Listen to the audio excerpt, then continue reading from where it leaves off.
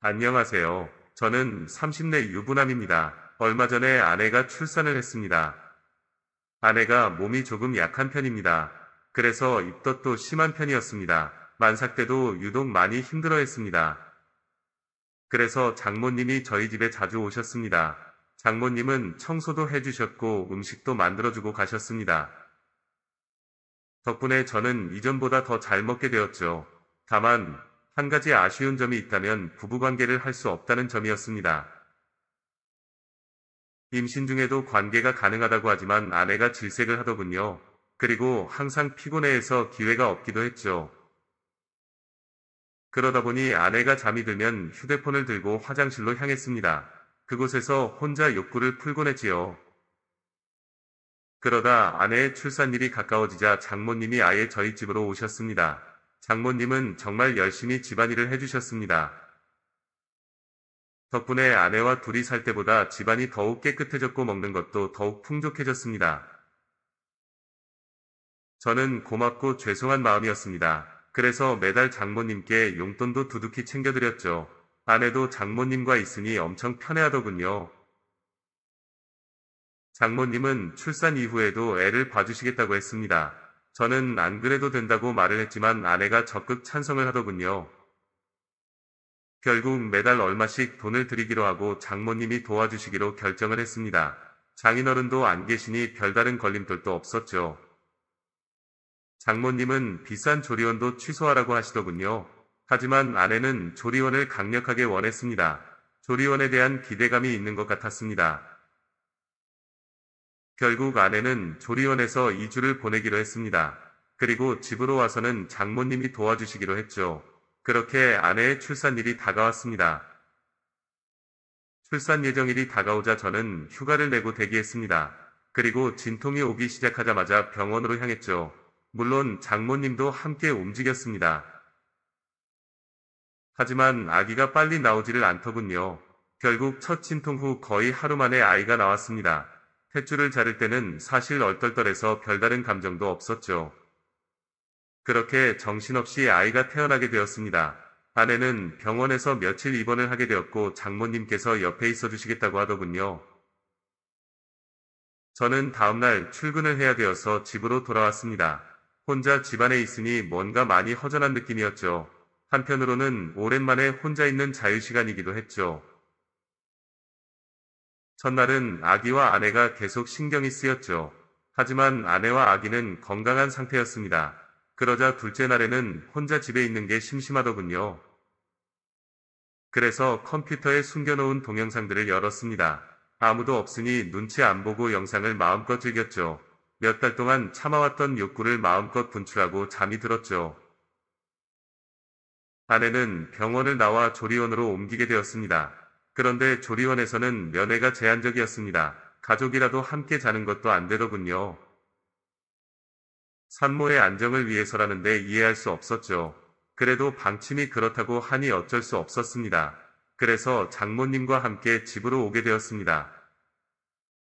장모님은 집에 오자마자 제 저녁을 차리시더군요. 덕분에 며칠 만에 제대로 된 식사를 할 수 있었습니다. 식사 후에는 장모님이 빨래와 청소를 하셨지요. 가만히 있을 수 없어서 옆에서 함께 도와드렸습니다. 빨래도 널고 쓰레기도 버리고 청소기도 돌렸지요. 그랬더니 금방 시간에 갔습니다. 그래도 일찍 집안일을 끝내고 장모님과 마주 앉게 되었습니다. 저는 감사하다는 말을 먼저 드렸고 장모님은 당연히 할 일이라고 괜찮다고 하셨습니다. 장모님과 잠깐 이런저런 대화를 나누었습니다. 그리고 잠을 자려고 누웠더니 뭔가 허전한 기분이었습니다. 문득 성인 영상이나 보고 잘까 싶었습니다. 하지만 장모님이 집에 계셨지요. 어제와 같은 자유는 이제 없었습니다. 괜히 눈치가 보여서 그냥 자려고 했지요. 아쉬운 마음이 들기 시작하니 더 보고 싶더군요. 그래서 어쩔까 고민을 하다가 한 번만 보고 자자 싶었죠. 그래서 조용히 일어나 분위기를 살폈습니다. 다행히 장모님은 주무시는 것 같았습니다. 그래서 컴퓨터가 있는 방으로 조용히 향했습니다. 저는 조용히 컴퓨터를 켜고 동영상을 찾았습니다. 소리가 날까봐 이어폰도 끼고 영상을 보기 시작했습니다. 들키지 않을까 하는 불안감도 있었습니다. 그래서인지 이상하게 더 쓸 일이 있었지요. 그래서 영상을 보면서 조용히 휴지도 챙겼습니다. 영상은 뻔한 내용이지만 볼 때마다 상상력을 자극했습니다. 몰래 봐서 그런지 그날따라 더욱 집중해서 영상을 보게 되었죠. 조용히 영상에 집중을 하면서 티슈를 챙겼죠. 그런데 클라이막스에 이르렀을 때 인기척이 느껴졌습니다. 장모님이 문을 조용히 열어보신 것이었죠. 그때 마침 저는 마지막 과정을 하는 중이었습니다. 그리고 그 모습을 그대로 장모님께 보여버렸죠. 장모님도 그 모습을 보시고는 순간 비명을 지르셨습니다. 저는 황급히 바지를 올리며 몸을 숨겼습니다. 하지만 이미 모든 걸 보여버린 이유였죠. 그 순간에는 식은땀이 흐르더군요. 설마 장모님이 다시 일어나실 줄은 몰랐죠. 문을 잠그지 않은 것도 후회가 되었습니다. 앞으로 장모님을 어떻게 봐야 하나 싶었죠. 다음날 아침에 일찍 일어나 몰래 출근을 할 생각이었습니다. 그런데 장모님이 이미 일어나 계시더군요. 그리고 제게 잠깐 기다리라시며 식사를 차려주셨습니다. 장모님도 제 눈을 똑바로 못 보시더군요. 정신없이 후다닥 밥을 먹고는 출근을 했습니다. 정말 머릿속이 하얗게 변하더군요. 하지만 장모님을 피할 수는 없었죠. 퇴근하고 조리원에서 아이와 아내를 보았습니다. 그리고 장모님을 모시고 집으로 오게 되었죠. 차 안에서 어떤 말도 꺼낼 수 없었는데 장모님이 먼저 말을 꺼내셨습니다. 어제는 너무 놀라서 미안하다는 말을 못했다고 하셨죠. 저는 오히려 제가 죄송하다고 말을 했습니다. 그러자 장모님은 남자가 그럴 수도 있다고 하셨죠. 그러면서 아내와 자주 관계를 하는지 물으시더군요. 저는 솔직히 아내가 저를 거부한 지 제법 되었다고 했습니다. 장모님은 여자가 임신하면 그게 싫을 수 있다며 이해를 좀 해주라고 하셨습니다. 조금 전까지는 어떻게 장모님을 봐야 하나 싶었는데 한번 이야기를 시작하니 술술 말이 나오더군요. 은밀한 이야기까지 모두 장모님께 털어놓기 시작했습니다. 그리고 집으로 돌아왔을 때 장모님께서 먼저 술을 꺼내시더군요. 한잔하면서 이야기를 하자고 하셨죠. 장모님은 저의 욕구불만을 이해해 주셨습니다. 그래도 바람을 피지는 말라고 하시더군요. 아내도 몸을 회복하면 관계를 거부하지 않을 거라고 하셨죠.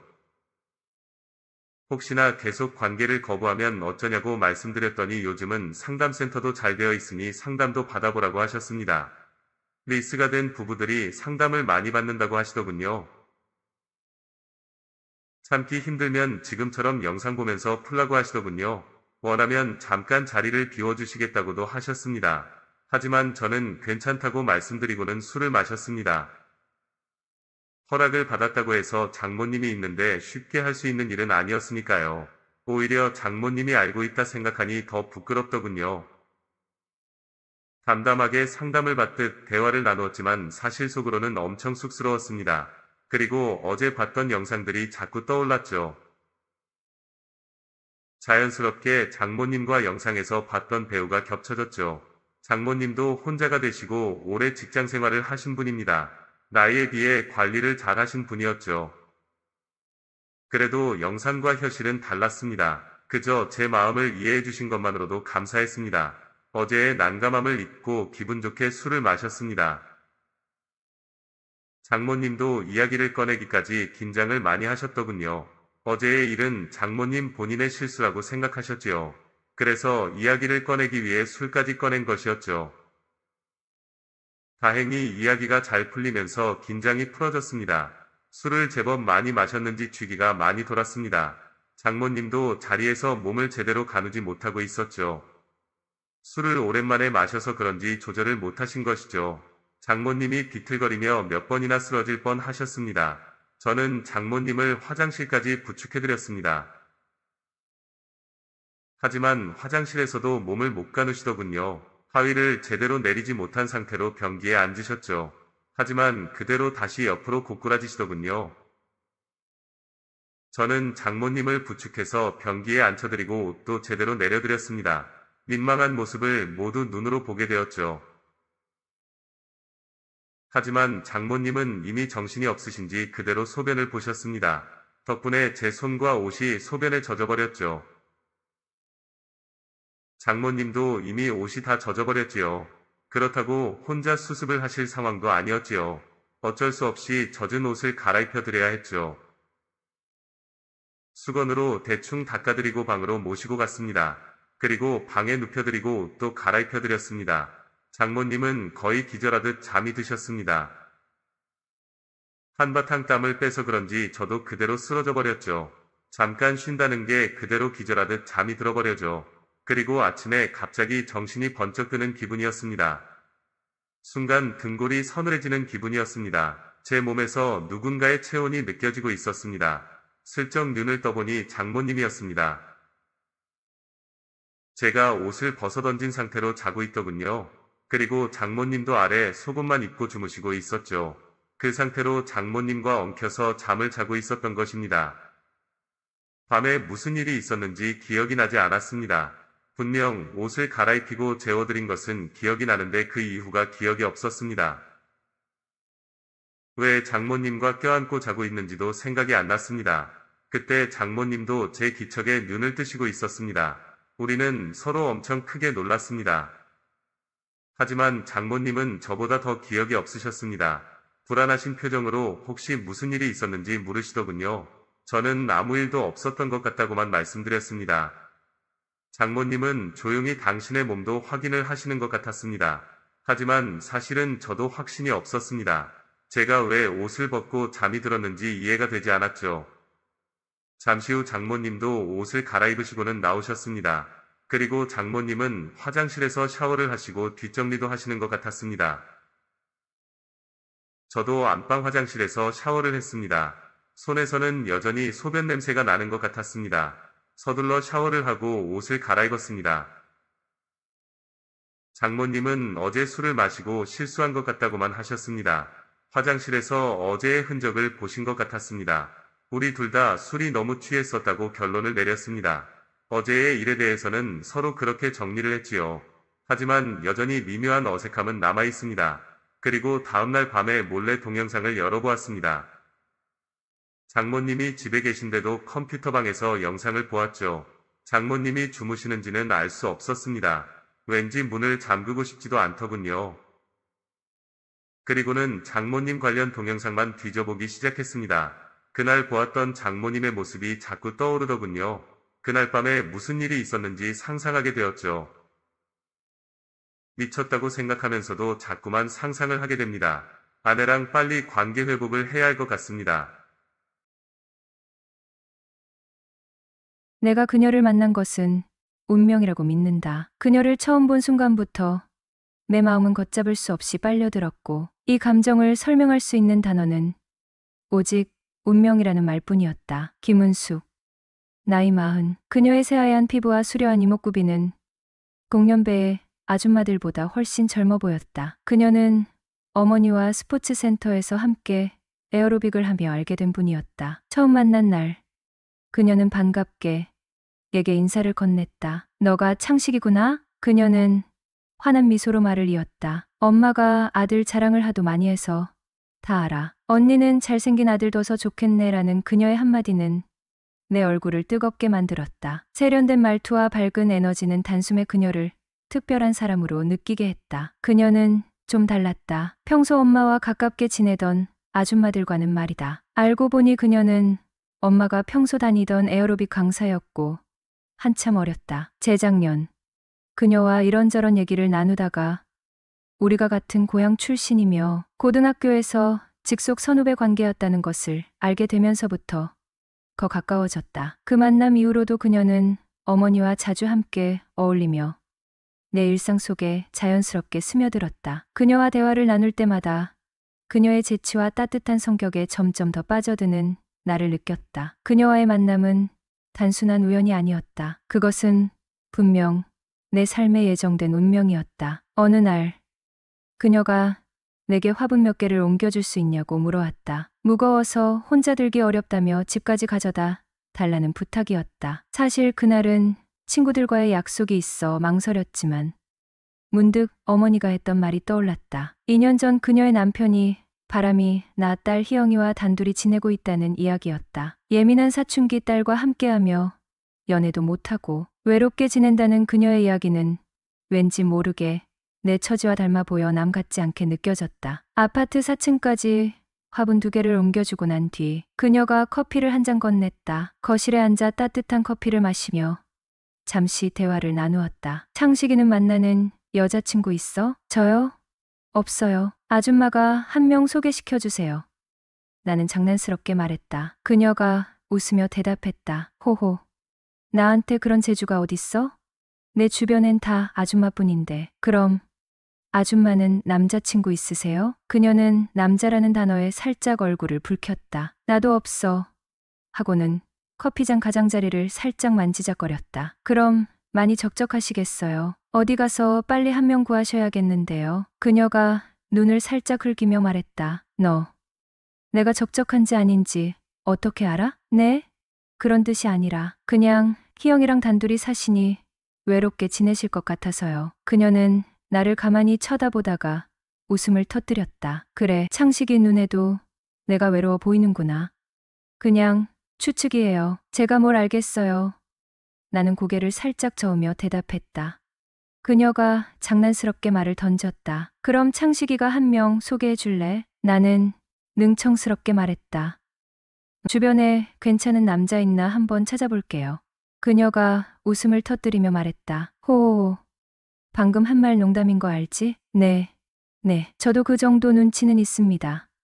나는 그녀의 눈을 바라보며 장난스럽게 대답했다. 그녀가 커피잔을 내려놓으며 갑자기 말했다. 근데 창식이 또래 여자들한테 많겠네? 나는 의외의 질문에 살짝 당황하며 웃었다. 저요? 전혀요. 저 보기보다 숙맥이에요. 그녀가 눈을 반짝이며 말했다. 에이, 거짓말. 나 한테 하는 거 보면 보통이 아닌데. 그녀가 장난스럽게 팔꿈치로 나를 살짝 찌르며 말했다. 창식이는 보기보다 순수한 게 매력이야. 그녀의 행동에 순간 심장이 뛰었다. 그리고 며칠 뒤 보리를 보고 집으로 향하고 있는데 아파트 입구 계단 쪽에서 아야 하며 누군가의 비명소리가 크게 들려오는 거다. 깜짝 놀라 돌아보니 여자 하나가 발목을 접질렀는지 그 자리에 주저앉아 있었다. 난 당황스럽기도 했지만 주변에 마땅히 도와줄 사람도 없는 것 같아 그녀에게 다가갔다. 괜찮으세요?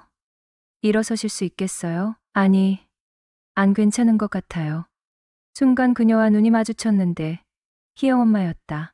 어머, 창식아, 나 좀 도와줄래? 네, 부축해드릴게요. 하며 손을 내밀어 주저앉아 있던 그녀를 부축해서 일으켰다. 움직일 수 있겠어요? 근데 지금 바로 무리하지면 안 되는데. 여기 잠시 앉아 쉬다가 조금 괜찮아지면 움직이죠? 그럴까? 난 곧장 약국으로 뛰어가 파스를 하나 사왔다. 그리고 그녀의 신발을 벗겼다. 어머나, 누가 보면 어쩌려고. 지금 누가 보는 게 중요해요. 사람이 다쳤는데 가만히 있어 보세요. 파스를 붙이기 전 발목 상태를 이리저리 살펴보며 꼼꼼히 체크를 했다. 창식아, 나 부끄러워. 아니, 다쳤는데 제 앞에서 체면 차리고 남들을 그리 의식을 하세요. 좀만 있어봐요. 혹시 몰라. 꼼꼼히 발목을 살펴보니 큰 부상은 아닌 듯 했다. 파스를 붙이고 잠시 쉬었더니 괜찮아졌다고 했다. 창식이 아니었으면 혼자 난리블루스가 났을 텐데 말야. 생각만 해도 끔찍하네. 그럼 오늘만큼은 아줌마한테 제가 구세주인가요? 그치, 그런 셈이지. 창식아 수고했는데 아줌마가 만나고 사줄 테니 맛있는 거 먹으러 가자. 그나저나 창식이는 어때? 시간 괜찮겠어? 저야 남는 도는 게 시간이죠. 창식이 뭐 먹고 싶어? 아니, 괜찮아요. 아냐, 정말 수고했는데 아줌마가 맛있는 거 사줘야지. 그럼 저 스테이크랑 와인 먹고 싶어요. TV에 나오는 멋진 곳에서요. 그럴까? 그럼 나도 간만에 데이트하는 기분 내보지 뭐. 하며 살짝 웃는 그녀의 얼굴. 서로 당황스러운 시간을 보내어서 그런가. 잠깐의 스킨십이라도 있어서 그런가.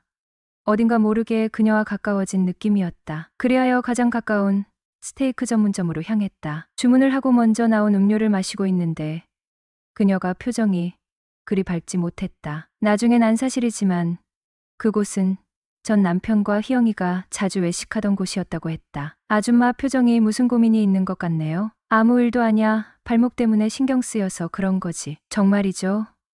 괜히 걱정했네요. 호호. 내 걱정을 왜 내가 해. 모르겠어요. 저도 남자라 그런가. 괜히 신경 쓰이네요. 뭐라고?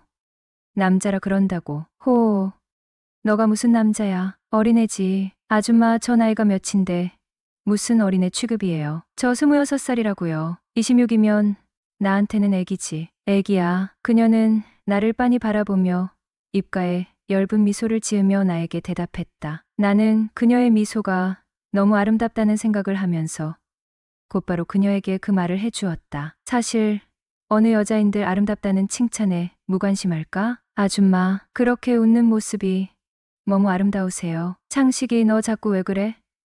혹시 나한테 남자로 보이고 싶은 거야? 그런 말로 자꾸 나한테 장난치지 마. 장난 아닌데요. 이쁜 걸 이쁘다고 말도 못하나요? 암튼 제가 지금까지 보아왔던 어떤 여자보다도 아름다우세요. 나의 칭찬에 그녀는 얼굴을 붉히며 웃음 지었다. 창식아, 시간도 되었고 한데 가까운 식당에서 같이 식사나 할래? 네, 좋아요. 나는 그녀의 제의 얼굴을 한참 동안 쳐다보다가 수락했다. 우리는 식사를 하면서 많은 이야기를 나누었다. 아줌마, 실례지만 나이는 어떻게 되시는지. 어머, 여자 나이 함부로 묻는 것은 실례야. 하지만 이렇게 창식이에겐 특별히 가르쳐 주는 거야. 나 올해 40이야. 네? 40살이라고요? 아이고, 전 30도 안 된 줄 알았어요. 내 얼굴이 좀 앳돼 보이긴 해. 그나저나 하는 것도 없이 자꾸 나이만 먹어가고 있네. 나는 그녀의 나이보다 특별이라는 말이 묘하게 가슴을 울렸다. 잠깐 동안 침묵이 흘렀다. 창식아, 무슨 생각하니? 아줌마를 어떻게 한번 꼬셔볼까 하고요. 그녀의 갑작스러운 물음에 나는 마음속에 생각하고 있던 말을 엉겁결에 뱉어내고 말았다. 그러자 그녀는 얼굴을 더욱 빨갛게 물들이며 고개를 숙였다. 나는 어색해진 분위기를 돌리기 위하여 그녀에게 연락처를 알려달라고 했다. 그러자 그녀는 잠시 머뭇거렸다. 왜? 저랑 연락하고 지내는 거 싫으세요? 아니, 그런 게 아니라 연락처 알려주면 너가 날 이상하게 생각할까봐 조금 망설이게 되네. 왜요? 계속 연락해서 들이댈까 봐요. 아, 창식이처럼 매력적인 남자가 들이대면 나야 좋지. 근데 혹여나 이상한 소문이라도 나면 어째? 언제는 남자 아니고 애기라면서요? 너가 아까부터 이상한 플러팅을 자꾸 하니깐 그때부턴 남자로 보이네. 호호, 조심해서 만나면 되죠? 그리고 우리 둘을 누가 이상하게 보겠어요. 그래도 좀. 이후 그녀와 개인적으로 연락을 하며 지냈다. 그리고 보름이 지났다. 희영 엄마에서 먼저 연락이 왔다. 희영이 학교에서 수련회 갔어. 집에 아무도 없는데 놀러 올래? 우리의 만남이 본격적으로 이뤄진 게 그때부터였다. 나는 솔직히 연상에 대한 로망을 가지고 있던 것도 아니고 당시 여친과 갑자기 헤어지고 나서 외로움을 엉뚱한 데서 풀고 싶은 일탈 정도였달까?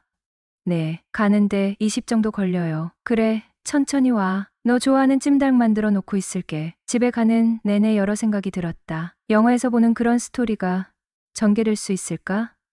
은교처럼 말도 안 되는 연상연하 커플 말이다. 그녀 집에 도착하여 찜닭을 먹고 난 뒤 맥주를 한잔하다 이런저런 얘기하면서 새벽까지 술을 마셨고 그 사람도 나도 그 시기에 여자와 남자가 필요했던 시기였기에 물 만난 고기란 표현이 맞을진 모르겠지만 암튼 우린 일사천리로 남녀 사이가 되어버렸죠. 그렇게 저와 여자친구는 취업을 준비하는 동안 만나 1년 넘게 연애를 했습니다. 전 여친에게 환승이별 당하고 헤어진 지 2주차쯤 되는 날에 남친과 1박 2일 제주도 여행 가서 호텔 사진 찍어서 올리고 남친에게 받은 선물이라며 이것저것 자랑하듯이 스토리에 올리더군요. 저는 몸무게가 5kg 정도 빠졌고 한 달간 하루도 빠짐없이 전 여친이 꿈에 나타났어요. 꿈속에서만큼은 제가 한없이 매달려도 매몰차게 거절하고 저를 끊어내던 얼음 같은 모습이 아니라 서로 좋았던 모습들, 최고로 사랑한다고 느꼈던 순간의 모습들로 나타나대요. 일어나면 항상 가슴 한편이 찢어질 것 같이 아팠습니다. 첫사랑의 첫 연애도 아니었는데 그렇게 아픔을 남겨주고 떠날지 몰랐죠. 이후 1년 가까이 연애를 못하고 있다가 희영 엄마를 만난 거고요. 한창 나이에 수많은 소개팅을 하고도 눈에 차는 사람이 없어서 현타왔는데 왜 하필 애딸린 돌싱한테 꽂혀버린 건지. 나이차 14살, 돌싱, 양육 중인 딸 하나. 알면서도 시작했죠. 머리론 아닌 거 아는데 정말이지 그땐 절실했거든요. 그리고 외적으로나 내적으로도 나쁘지 않았고요. 일단 만나보고 후회하자 싶었고 연애만 하는 건 괜찮을 거라 생각했죠. 저 부분들만 빼면 본인 능력도 있고 경제적으로도 탄탄하고 성격 모두 다 좋았네요. 근데 만나면서 이 사람도 날 너무 사랑해주고 아껴줘서 너무 행복하고 좋은데 사랑하는 마음이 클수록 너무 힘들고 마음이 아프더라고요. 미혼인 내가 이해해보겠다 했지만 그녀의 과거를 완전히는 이해할 수 없었고 나이 차이나 돌싱은 그렇다 쳐도 딸은 정말 어렵더라고요. 학교 상담이나 운동회 그리고 면접 교섭 가는 날이면 너무 우울해지고 그때마다 현실을 느끼게 되더라고요. 하지만 그 외에는 너무나도 좋았어서 서로 좋아하는 마음이 커질수록 미래를 그리게 되는데 우리 엄마가 허락을 해줄까? 나랑 결혼해서 아기를 낳으면 우리 가정에 충실할 수 있을까? 만약에라는 가정이 꼬리에 꼬리를 물고 그런 생각을 하니까 일에 대한 확신을 못하겠더군요. 상대는 아낌없이 나한테 다 주려 했고 나한테 오고 싶어 했는데 그럴 때마다 내가 힘들어하고 내가 확신 없는 모습을 보이니 본인도 상처였나 봐요. 안 그래도 이혼이란 큰 상처가 있는 사람인데 자기도 얼마나 힘들었겠어요. 다시 큰 용기 내서 잘해보려 해도 현실이 힘드니 상처였겠지요. 서로 너무 사랑하지만 상처뿐인 연애라 머릿속으론 둘 다 헤어져야 한다는 걸 알았지만 계속 붙잡고 이어오다가 결국과 마음 커지기 전에 끝이 보이는 연애라면 정리하자는 그의 말에 헤어지게 되었어요. 이게 맞는데 왜 마음이 이렇게 아픈지 이별 한두 번 해본 것도 아닌데 마음이 남아있는 상태에서 현실적인 것 때문에 헤어져서 그런가 봐요. 사랑이 깊어질수록 현실적인 장벽들이 더 크게 느껴지고 그로 인해 더 큰 아픔을 겪게 되는 경우도 있죠. 과거 연애에서 환승이별로 인한 상처를 극복하려고 애쓰셨던 만큼 이번 연애에서도 비슷하게 강렬한 감정을 경험하셨을 거예요. 특히 그녀를 사랑하면서도 딸과의 관계, 나이차, 그리고 결혼 후의 현실적인 문제들에 대한 걱정이 끊임없이 머릿속을 맴돈 것이 큰 부담이 되었을 겁니다. 서로 사랑하지만 현실적인 문제들로 인해 헤어질 수밖에 없었던 상황은 정말 안타깝습니다. 이런 경우 이별의 아픔은 단순히 감정적인 것이 아니라 이루지 못한 사랑에 대한 아쉬움과 더 잘할 수 있었을까라는 자기 탓까지 더해져 더욱 깊어지곤 해요. 이렇게 마음이 아픈 이유는 아직 사랑이 남아있고 또 현실적인 문제 때문에 헤어진 것에 대해 자신을 설득하는 과정이 어렵기 때문일 겁니다. 하지만 시간이 지나면서 자신이 했던 선택의 이유를 점점 더 이해하게 될 거예요. 지금은 감정이 정리되지 않아 힘들겠지만 이런 경험을 통해 본인의 감정과 상황을 더 깊이 이해하는 계기가 될 수 있을 거예요. 지금 당장은 너무 스스로를 몰아붙이지 말고 천천히 감정을 소화해 나가며 조금씩 일상으로 돌아가길 바라요. 그리고 이번 경험을 통해 자신에게 더 적합한 관계와 사랑의 형태에 대해 천천히 고민해보면 좋을 것 같습니다. 힘든 시간을 보내고 있는 당신에게 위로와 응원의 마음을 보냅니다. 지금도 생각하면 충격적이고 소름이 끼칩니다. 제 주변엔 저희 시댁 같은 경우가 없어서 어디 하소연하기도 그렇고 고민 상담하기도 애매하네요. 그래서 이렇게 사연을 올려 여러분들의 의견을 들어보고 싶어요. 그럼 제 사연을 시작하겠습니다. 저는 상고를 졸업하고 원하는 회사에 취직이 안 되어 핸드폰 가게에서 일을 시작하게 되었어요. 저는 집안 사정이 그다지 좋지 못해서 당장 돈을 버는 게 낫겠다 싶어서 아르바이트나 계약직을 먼저 구하게 되었습니다. 제가 일하던 핸드폰 가게는 직원이 대여섯 명 정도 되는 규모의 가게였고 저는 그곳에서 간단한 업무를 보며 일을 배워가고 있었죠. 그리고 그곳 사장님은 20대의 무척 젊은 사람이었어요. 젊은 나이에 창업을 해서 성실하게 일하고 영업 실적도 좋으신 사장님을 보며 멋있다는 생각이 들었습니다. 저보다 8살 많으신데 사회생활을 일찍 하셔서 그런지 배울 점도 많더라고요. 저는 핸드폰 가게에서 일을 하다 보니 재미있어서 계속 근무를 하게 되었어요. 사장님과 다른 직원들 모두 성격이 좋아서 나름 잘 적응할 수 있었죠. 특히 사장님이 무척 친절하게 대해주셨습니다. 저는 그런 사장님께 남모르게 좋아하는 마음이 생기게 되었어요. 하지만 사장님에겐 여자친구가 있었죠. 제가 일한 지 1년이 넘어갈 쯤에 사장님이 다른 직원과 이야기하는 걸 우연히 듣게 되었는데 그건 바로 사장님이 여자친구와 헤어지게 되었다는 이야기였습니다. 저는 드디어 저에게도 기회가 왔다고 생각했고 그때부터 사장님께 적극적으로 다가갔어요. 가게에서 일할 때 사장님 눈에 들기 위해 더 열심히 하고 사장님께도 싹싹하게 대했습니다. 특히 사장님께 이것저것 챙겨드리곤 했어요. 추운 날씨엔 제가 직접 짠 핸드메이드 목도리도 선물하고 생일 선물도 챙겨드리게 되었습니다. 하지만 사장님은 저의 그런 호의를 부담스러워 하셨어요. 저를 어린애로만 보시고는 언제나 선을 그으시더라고요.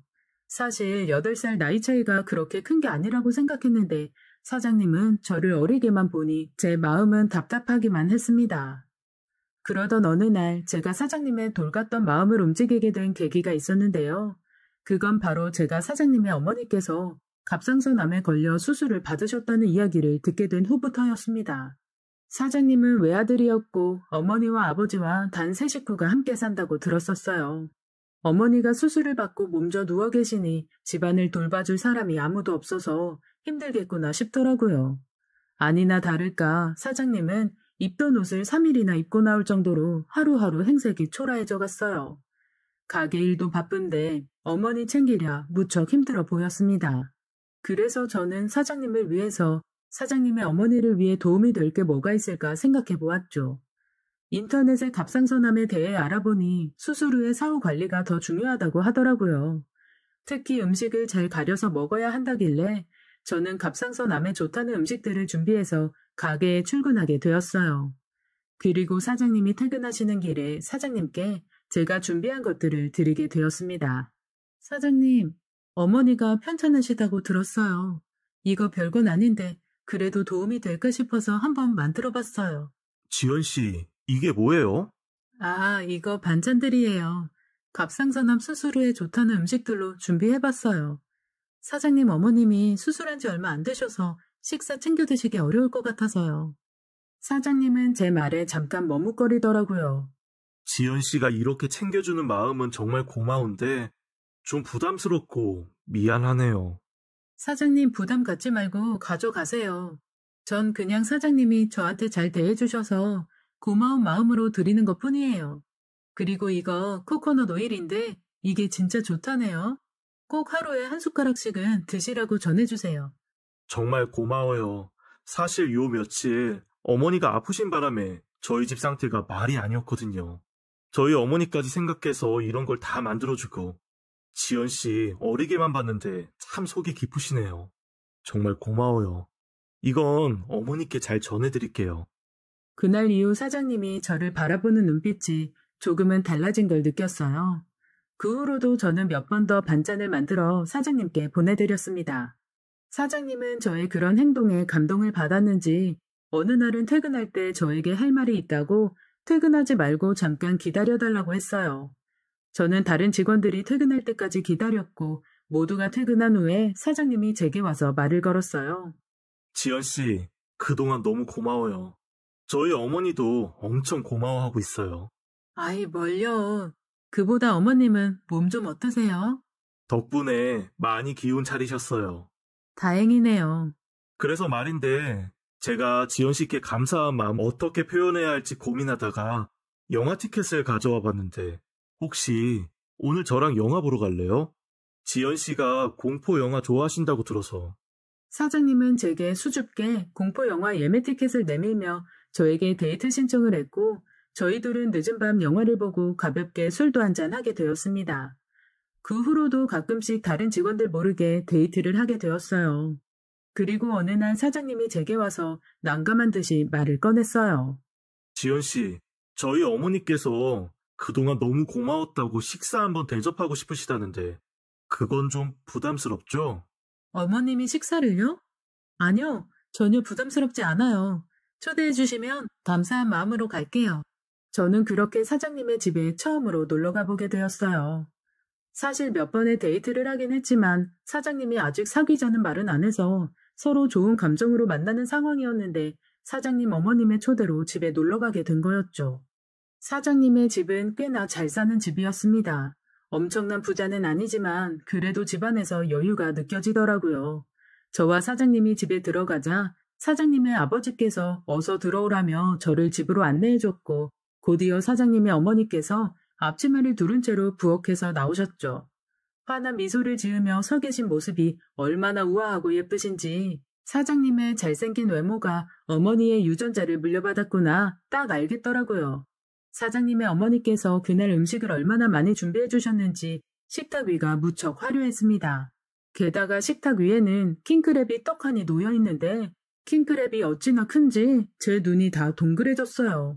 저는 사장님의 어머니께서 차려주신 음식을 보고 입이 떡 벌어졌고 어머니께 제가 느끼는 걸 그대로 전해드렸어요. 헉, 어머님, 정말 푸짐하게 차려주셨네요.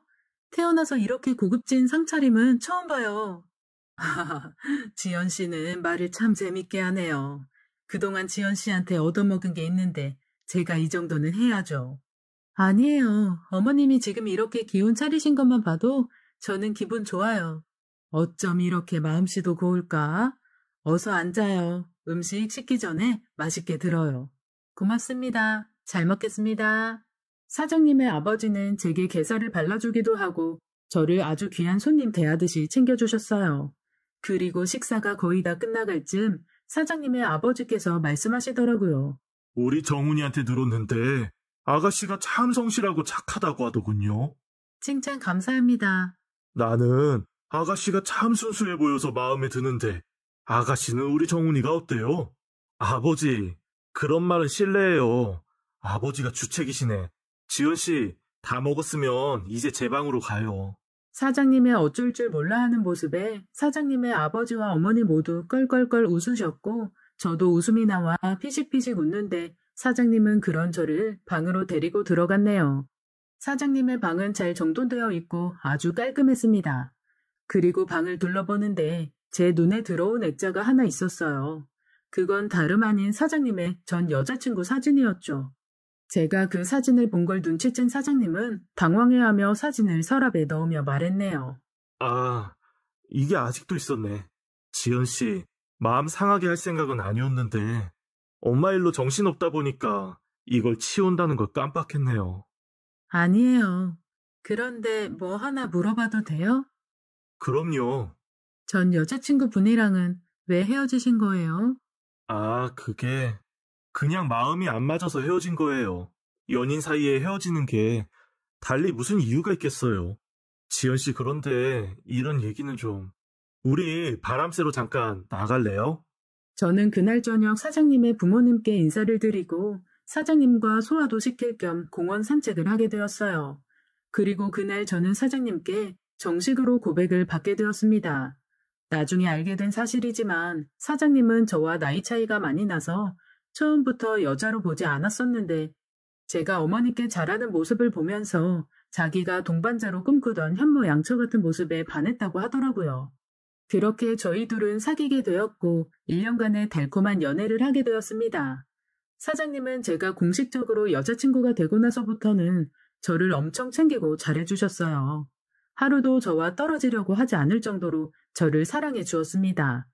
그리고 얼마나 헌신적인지 매일 퇴근할 때마다 저를 집 앞에 데려다주고 제가 집까지 들어가는 걸 확인한 후에야 돌아가곤 했어요. 그렇게 공주 대접 받으며 1년의 연애를 하고는 결혼을 하게 되었습니다. 남자친구 부모님은 저를 아주 예쁘게 봐주셔서 결혼도 아주 물 흐르듯이 진행되었어요. 저희 집이 형편이 좀 어려운 것도 전혀 문제 삼지 않으시고 너희 둘만 잘 살면 된다고 하셨죠. 저희 부모님도 제가 잘 사는 집에 시집가니 무척 좋아하셨어요. 게다가 남자친구가 저에게 잘하는 모습을 보시고는 제 남편감이 믿음직하다면서 좋아하셨습니다.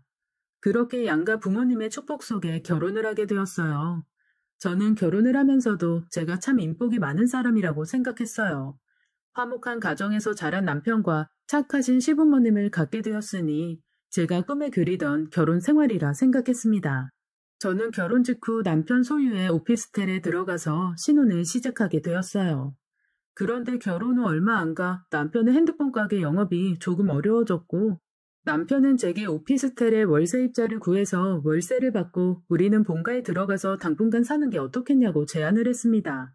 저는 시부모님이 워낙 좋으시기에 같이 살아도 되겠다고 생각했고 남편에게 그러자고 했어요.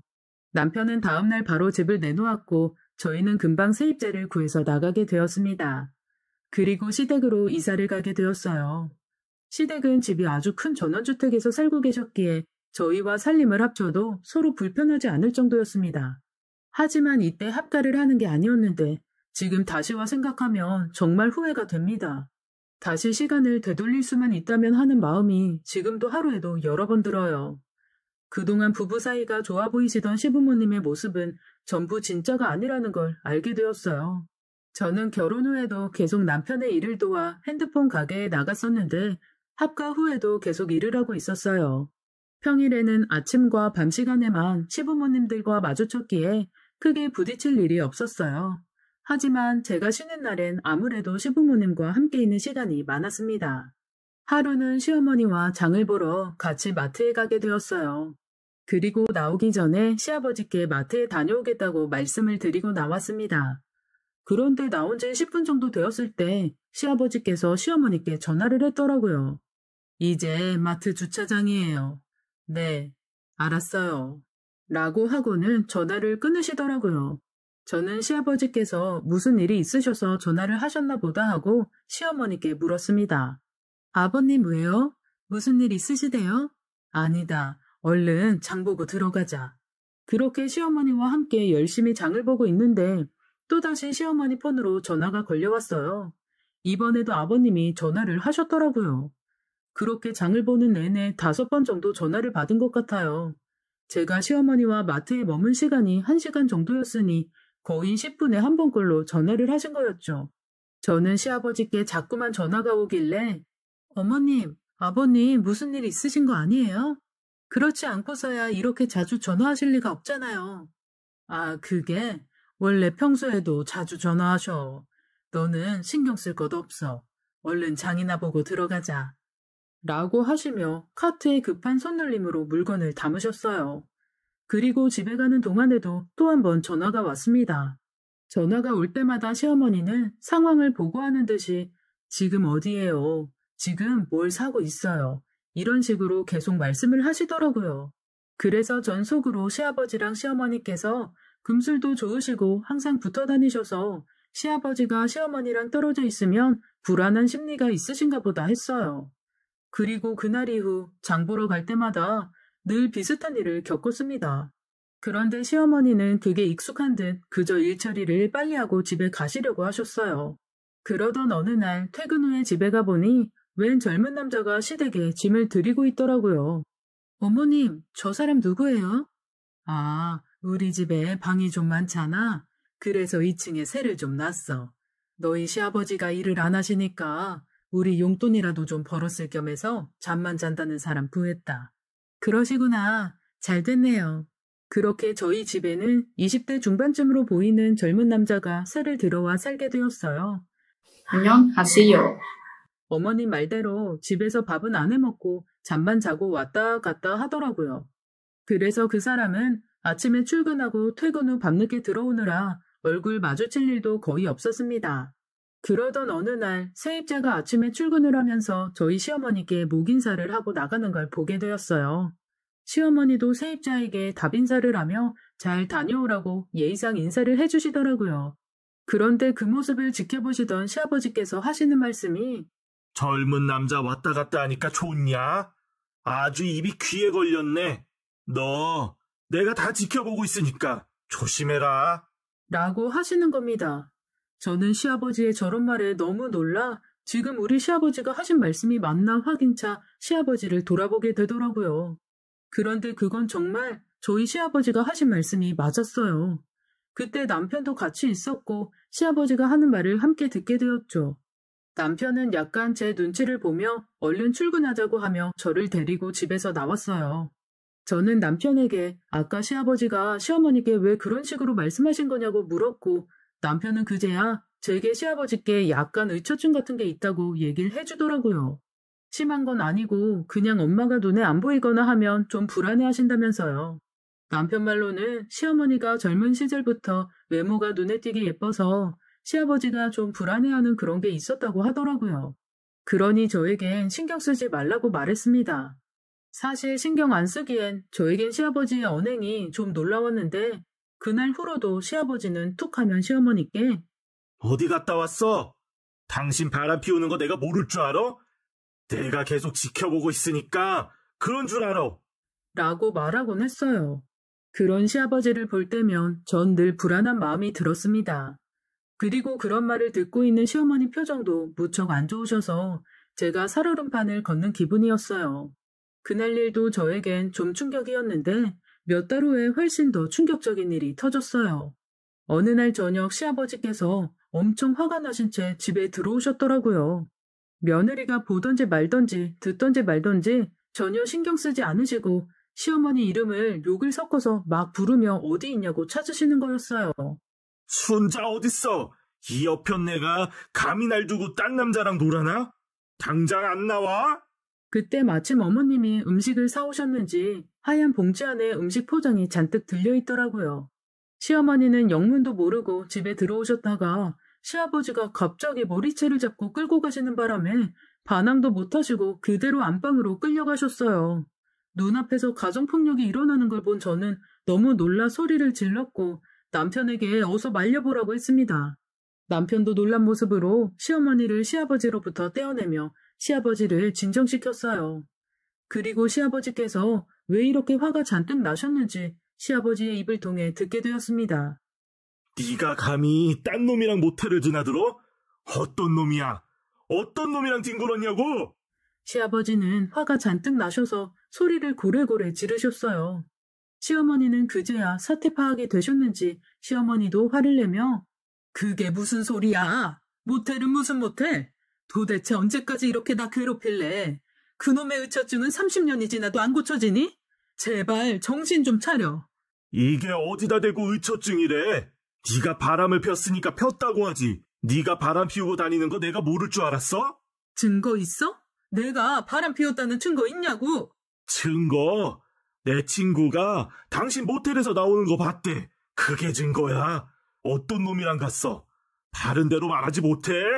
알고 보니 오늘 시아버지가 친구분과 전화를 하셨었는데 그 친구분이 오늘 시어머니께서 모텔에서 나오는 걸 보았다고 말을 해서 이 사단이 난 거였어요. 시아버지의 말을 듣고 있던 제 남편도 시아버지의 말에 시어머니를 의심스러운 눈빛으로 쳐다보며 엄마, 그게 진짜야? 엄마 진짜 모텔에 갔다 왔어?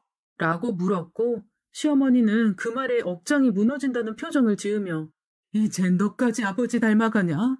어떻게 내 아들이 날 의심할 수가 있어? 내가 너를 어떻게 키웠는데 내가 누구 때문에 이 집구석에서 지금까지 버텨가면서 살고 있는데 대체 쌍으로 나한테 왜 들이래 정말? 아버지 친구가 엄마 모텔에서 나오는 거 봤다고 하니까 그렇지. 아버지, 친구가 그렇게 말한 거 진짜 맞아요? 그렇다니까. 내가 친구 놈 전화 받고 지금 화딱지가 나서 속에서 아주 천불이 난다. 그동안 네 엄마가 나 속이고 모텔 드나든 것만 생각하면 아주 배 죽이고 싶다고. 당신 그 친구 누구야? 지금 당장 삼자 되면 하자고 해. 당장 우리 집으로 오라고 하라고. 어디서 바람 피워놓고 큰 소리야, 큰 소리가. 내가 김씨 지금 오라고 할 테니까 딱 기다려. 제가 볼 땐 시어머니는 정말 결백을 주장하는 것 같아 보였는데 시아버지의 친구분이 시어머니가 모텔에서 나오는 걸 봤다고 하니 도대체 누가 맞는 말을 하는 건지 헷갈릴 지경이었죠. 그래도 전 우리 시어머니께서 그러실 분이 아니라고 속으로 믿고 있었어요. 시아버지께서 친구분을 집으로 부른 사이 저는 울고 계신 시어머니께 물을 떠다 드리고 진정시켜 드리고 있었습니다. 한 30분 정도 기다리자 시아버지의 친구분이 정말 집으로 오셨고 친구분을 본 시어머니께서 주방에서 달려나와 따지듯이 물었어요. 김 사장님, 오늘 제가 모텔에서 나오는 거 보셨다고 이 양반한테 말했어요? 그래, 김씨, 말해봐. 자네가 아까 나랑 전화할 때 우리 안사람이 모텔에서 나왔다고 하지 않았어? 뭐? 아니 내가 언제 그렇게 말했나? 난 그렇게 말한 게 아니라 재수씨가 모텔 근처에 있는 거 봤다고 했는데 자네 대체 내 말을 어떻게 들으면 그렇게 와전해서 들을 수가 있어? 모텔 근처에서 봤다는 거지. 내가 언제 모텔에서 나왔다고 말했어. 이 사람 이거 큰일 날 사람이네. 재수씨 미안해요.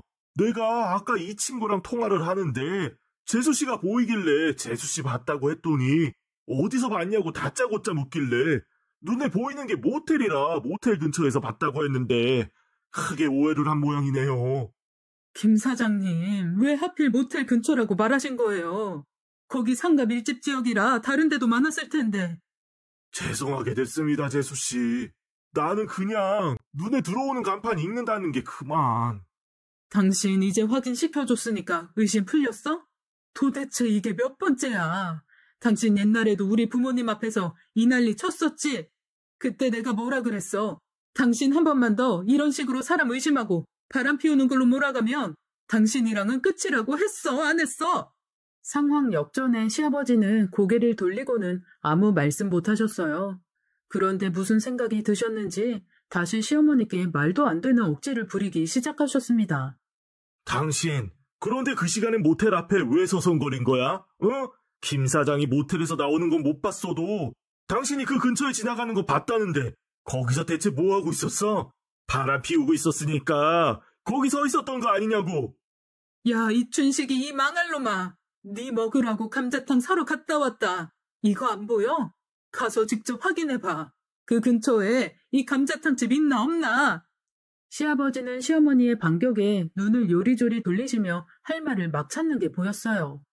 바람 피우는 거 안 걸리려고 감자탕 사온 거 아니야? 모텔 들어갔다 나오면서 일부러 근처 식당에 들어서 사온 거 아니냐 이 말이야. 그 말에 시어머니는 무언가 단념한 듯한 표정으로 시아버지를 쳐다보셨고 그대로 짐을 싸시기 시작하셨어요. 시아버지는 시어머니가 짐을 못 싸게 말리시고 밀치시길래 저와 남편이 시아버지를 막아 세웠습니다. 순식간에 캐리어에 짐을 싸신 시어머니는 그대로 집을 나가버리셨고 저와 남편이 말릴 새도 없이 시어머니는 차를 끌고 사라지셨어요. 시아버지는 끝까지 자기 잘못 인정 못하시면서 시어머니가 바람 피운 게 맞다고 계속 우기셨죠. 그 후로 시어머니는 계속 집에 들어오시지 않으셨어요. 그리고 저희 가족 누구의 연락도 받지 않으셨죠. 시어머니께서 나가신 지 일주일 정도 지났을 무렵 제가 일하고 있는 중간에 시어머니께 연락을 해보았는데 다행히 시어머니께서 연락을 받으셨고 저는 가족들 몰래 시어머니를 만나러 가게 되었어요. 시어머니와 만나기로 한 커피숍에 가보니 시어머니는 이미 와 계시더라고요. 시어머니는 며칠 사이에 조금 수척해지신 걸로 봐서는 스트레스를 많이 받으셨나 보다 싶었어요. 어머님, 일주일째 연락도 안 받으시고 얼마나 걱정했다고요. 어디서 어떻게 지내고 계신 거예요? 지연아, 내가 너한테 정말 미안하다. 며느리한테 이런 꼴 보인 것도 너무 민망하구나. 너도 그날 봐서 알겠지만 너희 시아버지가 나 결혼한 순간부터 저렇게 의처증으로 나를 괴롭히더니 30년이 지나도 고쳐지지가 않네. 고쳐지기는커녕 훨씬 더 심해졌어. 어머님, 그동안 정말 많이 힘드셨겠어요. 아버님, 정말 너무하세요. 이렇게 정숙하고 착한 아내가 어디 있다고 어머님한테 그렇게 대하실 수가 있는지. 솔직히 어머님 밖에서 고생하시는 것 같아서 집에 들어오라고 말씀드리고 싶어도 아버님 생각하면 어머님한테 들어오시라고 강요도 못하겠어요. 그래, 너라도 내 맘 이해해주니까 그래도 좀 낫구나. 내가 널 이렇게 따로 보자고 한 건 너한테 해줄 이야기가 있어서야.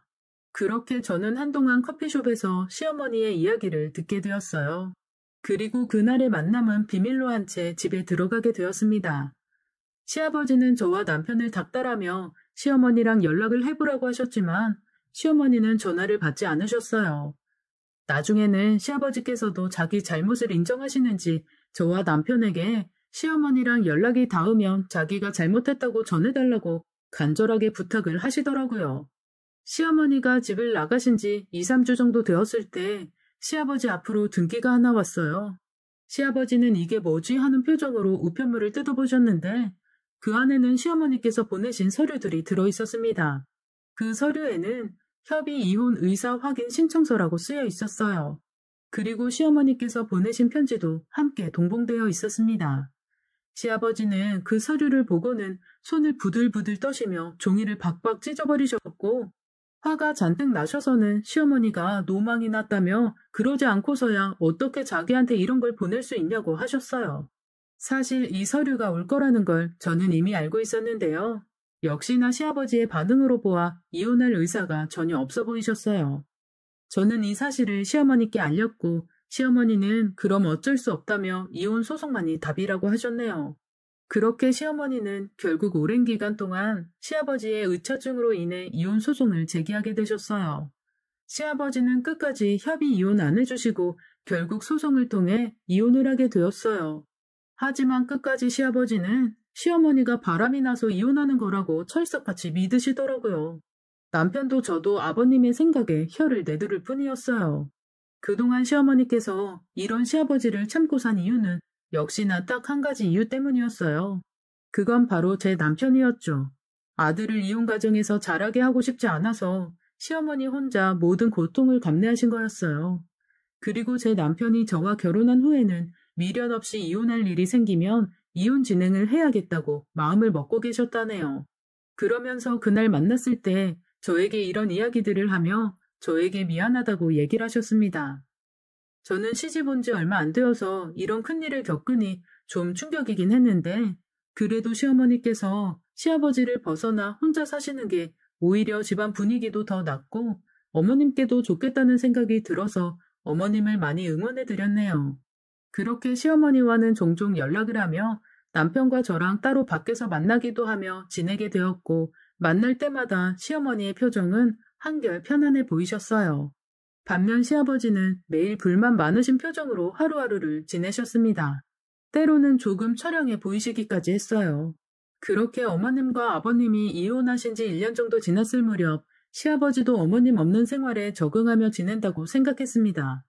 그리고 그 사이 세입자는 저희 집 무거운 분위기를 눈치채고는 월세 연장을 하지 않고 나가버렸고 그 당시 저는 임신을 해서 아이를 뱃속에 품게 되었어요. 임신 후에도 계속 일은 할 수 있어서 남편 가게에 출근을 하게 되었습니다. 하지만 남편은 너무 무리하지 말라면서 저에게 주 3일만 나와서 일하라고 했어요. 그리고 평일에는 태교도 하고 좀 쉬라고 했죠. 그렇게 주 3일씩 일하기로 한 지 얼마 안 되었을 때 저에게 너무 충격적인 일들이 일어나기 시작했어요. 그날은 제가 집에서 쉬는 날이어서 집에서 지내다가 남편 가게에 간식 좀 싸다 주려고 나가는 길이었죠. 제가 현관에서 신발을 신는데 시아버지께서 방에서 급히 나오시더니 저를 무서운 눈으로 노려보시며 말씀하셨어요. 넌 어딜 자꾸 싸돌아다니냐? 너도 혹시 바람났냐? 네? 아버님, 그게 무슨 말씀이세요? 너도 조심해라. 내 아들 놔두고 바람 피우면 내가 아주 요절을 내줄 테니까. 저는 아버님의 갑작스런 말에 너무 놀라 대꾸도 제대로 못했어요. 그리고 시아버지가 저를 무섭게 노려보시는 게 너무 무서워서 후다닥 집을 나와버렸습니다.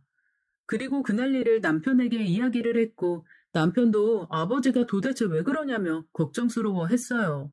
여보, 나 아버님 좀 무서워. 알았어. 내가 아버지한테 얘기해 놓을게. 걱정 마. 그 후 남편은 시아버지께 며느리한테 그런 말 좀 하지 말라고 이야기했고 시아버지는 남편에게 오히려 정신 똑바로 차리고 살라고 했다고 하네요. 제가 바람 피우지 않게요. 그 후로 남편이 더 화를 냈는데 시아버지는 아무 대꾸도 하지 않으셨다고 하더라고요. 그래도 남편의 말이 효과가 있었는지 며칠간은 시아버지께서 저에게 그런 말은 안 하셨습니다. 이젠 좀 알아들으셨나 보다 하며 지내던 어느 날 시아버지가 한참을 세탁실에서 나오시질 않더라고요. 평소에 빨래는 제가 다 맡아서 하는데 시아버지가 세탁실에서 나오시질 않으니 이상한 생각이 들었어요. 아버님, 거기서 뭐 하세요? 뭐 찾으세요? 라며 아버님이 손에 들고 있는 게 뭔가 하고 보게 되었어요. 그런데 아버님 손에 들린 그것을 보고 저는 경악을 금치 못했네요. 그건 다름 아닌 바로 제 속옷이었어요. 그것도 빨래하려고 내놓은 속옷이었죠. 저는 그걸 보자마자 소리를 지르며 아버님, 이게 지금 뭐 하시는 거예요? 제 속옷을 왜 들고 계시냐고요? 너 바람 피우는지 확인하는 거다. 내가 너희 시어머니도 이걸로 증거 여러 번 찾았어. 정훈이가 너 만나기 전에 만나던 처자도 내가 다 확인하고 증거 찾았어. 내가 증거 잡는 데는 아주 선수다. 그러니 너도 몸가짐 똑바로 해. 내가 다 지켜보고 있으니까. 저는 너무 충격을 받아 대꾸도 안 하고 핸드폰을 챙겨 집을 나와 바로 남편에게 연락을 했어요. 여보, 아버님 이상해. 빨리 집에 와. 그게 무슨 소리야? 아버지 어디 아프셔? 아프신 정도가 아니라 더 심해. 하여튼 빨리 오라고. 남편 가게에서 집까지 도보로 10분 정도 거리여서 남편은 금방 집으로 들어왔어요. 무척 놀란 표정으로 무슨 일이냐는 남편에게 세탁실로 가보라고 했습니다.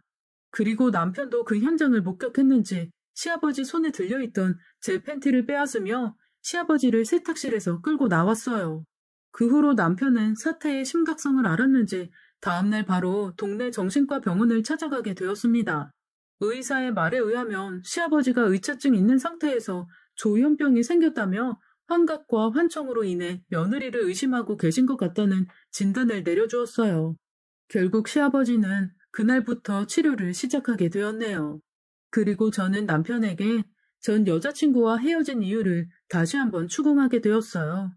알고 보니 시아버지가 그 전 여자친구를 미행하며 바람 피우는지 확인하고 다니는 바람에 여자친구가 학을 떼고 떠난 거라고 하더라고요.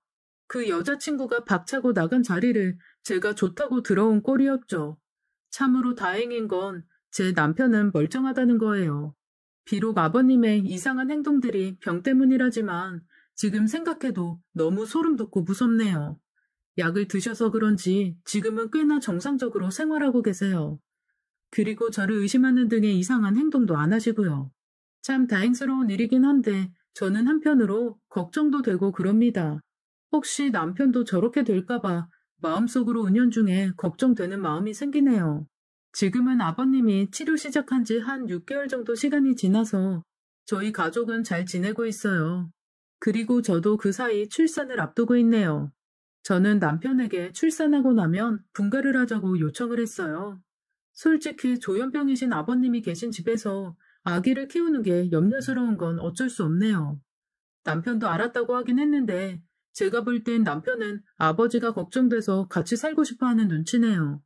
저 역시 아버님이 혼자서 잘 지내실런지 걱정스럽고 약을 꾸준히 드셔야 하는데 옆에서 챙겨줄 사람이 없으니 걱정되긴 해요. 그렇다고 아기를 키우는 엄마 입장에서는 시아버지의 존재가 무척 부담스러운 마음입니다. 남편은 계속 함께 지내고 싶어하는 눈치인데 아기 낳고 나서 아버님이랑 지내기엔 제가 너무 겁이 많네요. 당연히 분가하는 게 맞겠죠. 제가 결혼 후 겪은 이야기가 너무 충격적이라 여러분과도 공유해보고 싶어서 이렇게 사연을 보내보게 되었네요. 안녕하세요. 저는 올해로 43살이 된 남자입니다. 결혼한 지는 3년 조금 안 되었어요. 이번에 정말 황당하고 기가 막힌 일을 겪고 충격을 받아 이곳에 사연을 적어보게 되었습니다. 제가 겪은 일은 텔레비전 다큐에 나올 법한 정도로 너무도 충격적인 일이었어요.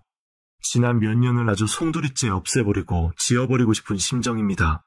글로 남아 이곳에 답답한 마음을 풀고 충격에서 헤어나올 수 있을까 해서 제 이야기를 적어봅니다.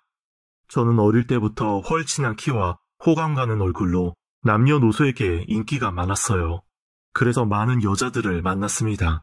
그때는 노는 게 즐거웠고 결혼 생각은 전혀 없었어요. 젊을 때 흔히 나이트나 헌팅으로 여자를 만나기도 했고 회사에서 많은 여직원들의 고백을 받아서 사귀어 보기도 했습니다. 그리고 소개팅 미팅도 많이 하고 정말 여러 명의 여자들을 만났던 것 같아요. 그 당시엔 여자를 만날 때 진지한 마음보다는 그냥 즐기기 위한 만남이 대부분이었어요. 그렇다 보니 진정한 사랑으로 누군가를 만나본 적이 없었습니다. 그저 보여주기식의 여자친구를 만났어요. 한마디로 여자는 그저 액세서리 같은 존재로 여겼던 것 같아요. 있으면 좋고 없으면 아무 상관없는 그런 존재로요. 나이가 좀 어릴 때는 그저 돈만 벌어야 하고 나의 성공이 오로지 주 목적이었기 때문에 여자들에게 제 마음을 준 적이 없었어요. 그래서 저 때문에 울며 상처받았던 여자들에게 죄책감도 느끼지 못했습니다. 그러다 결국에는 나이가 차니 결혼이라는 것을 해야겠다는 생각이 들었어요. 많은 여자들을 만나다 보니 저의 이상형은 가정적이고 여성스럽고 저의 말을 잘 들어주는 그런 착한 여자로 굳혀졌죠. 그래서 그런 여자를 만나고 싶다는 생각이 들었어요. 결혼 생각을 하면서부터는 주위의 여자들을 한 명씩 정리해 나갔습니다. 그렇게 결혼을 해야겠다 마음을 먹고 막상 제 이상형의 여자를 찾으려 하니 찾기가 쉽지 않았습니다.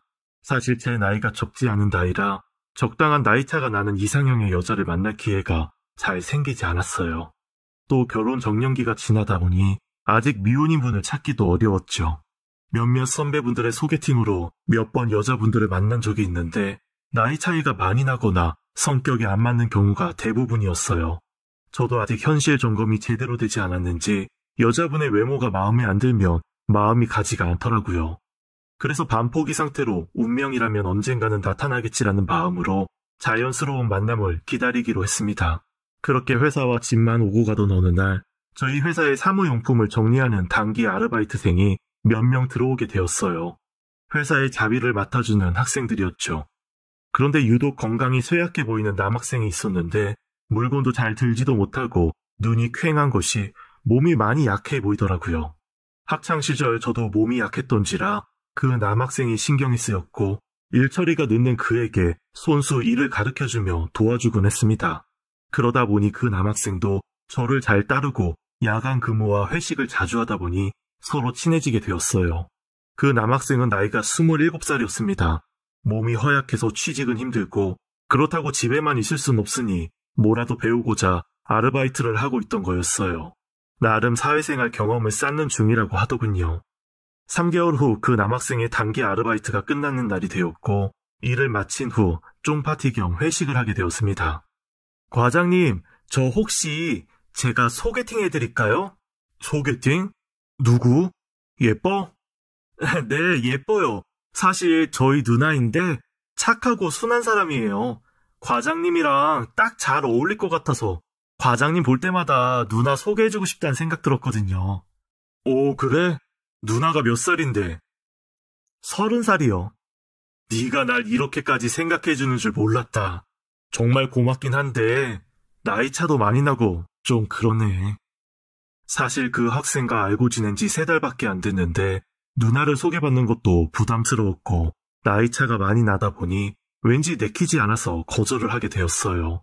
그 남학생과는 유종의 미를 거두며 헤어지게 되었고 저는 늘 회사로 출근하는 똑같은 일상을 보내고 있었습니다. 그러던 제가 퇴근하는 길에 그 남학생에게 연락이 왔어요. 회사 근처를 지나가다 길에 제가 생각이 나서 전화했다며 시간 되면 차 한잔하고 저녁을 먹자고 하더군요. 저도 그날 딱히 할 일도 없었고 그날따라 맥주가 당기길래 맥주나 한잔 해야겠다 싶어 알겠다고 하고 약속 장소로 가게 되었죠. 그런데 만나기로 한 약속 장소에는 그 남학생과 함께 누군가 한 명이 더 있었어요.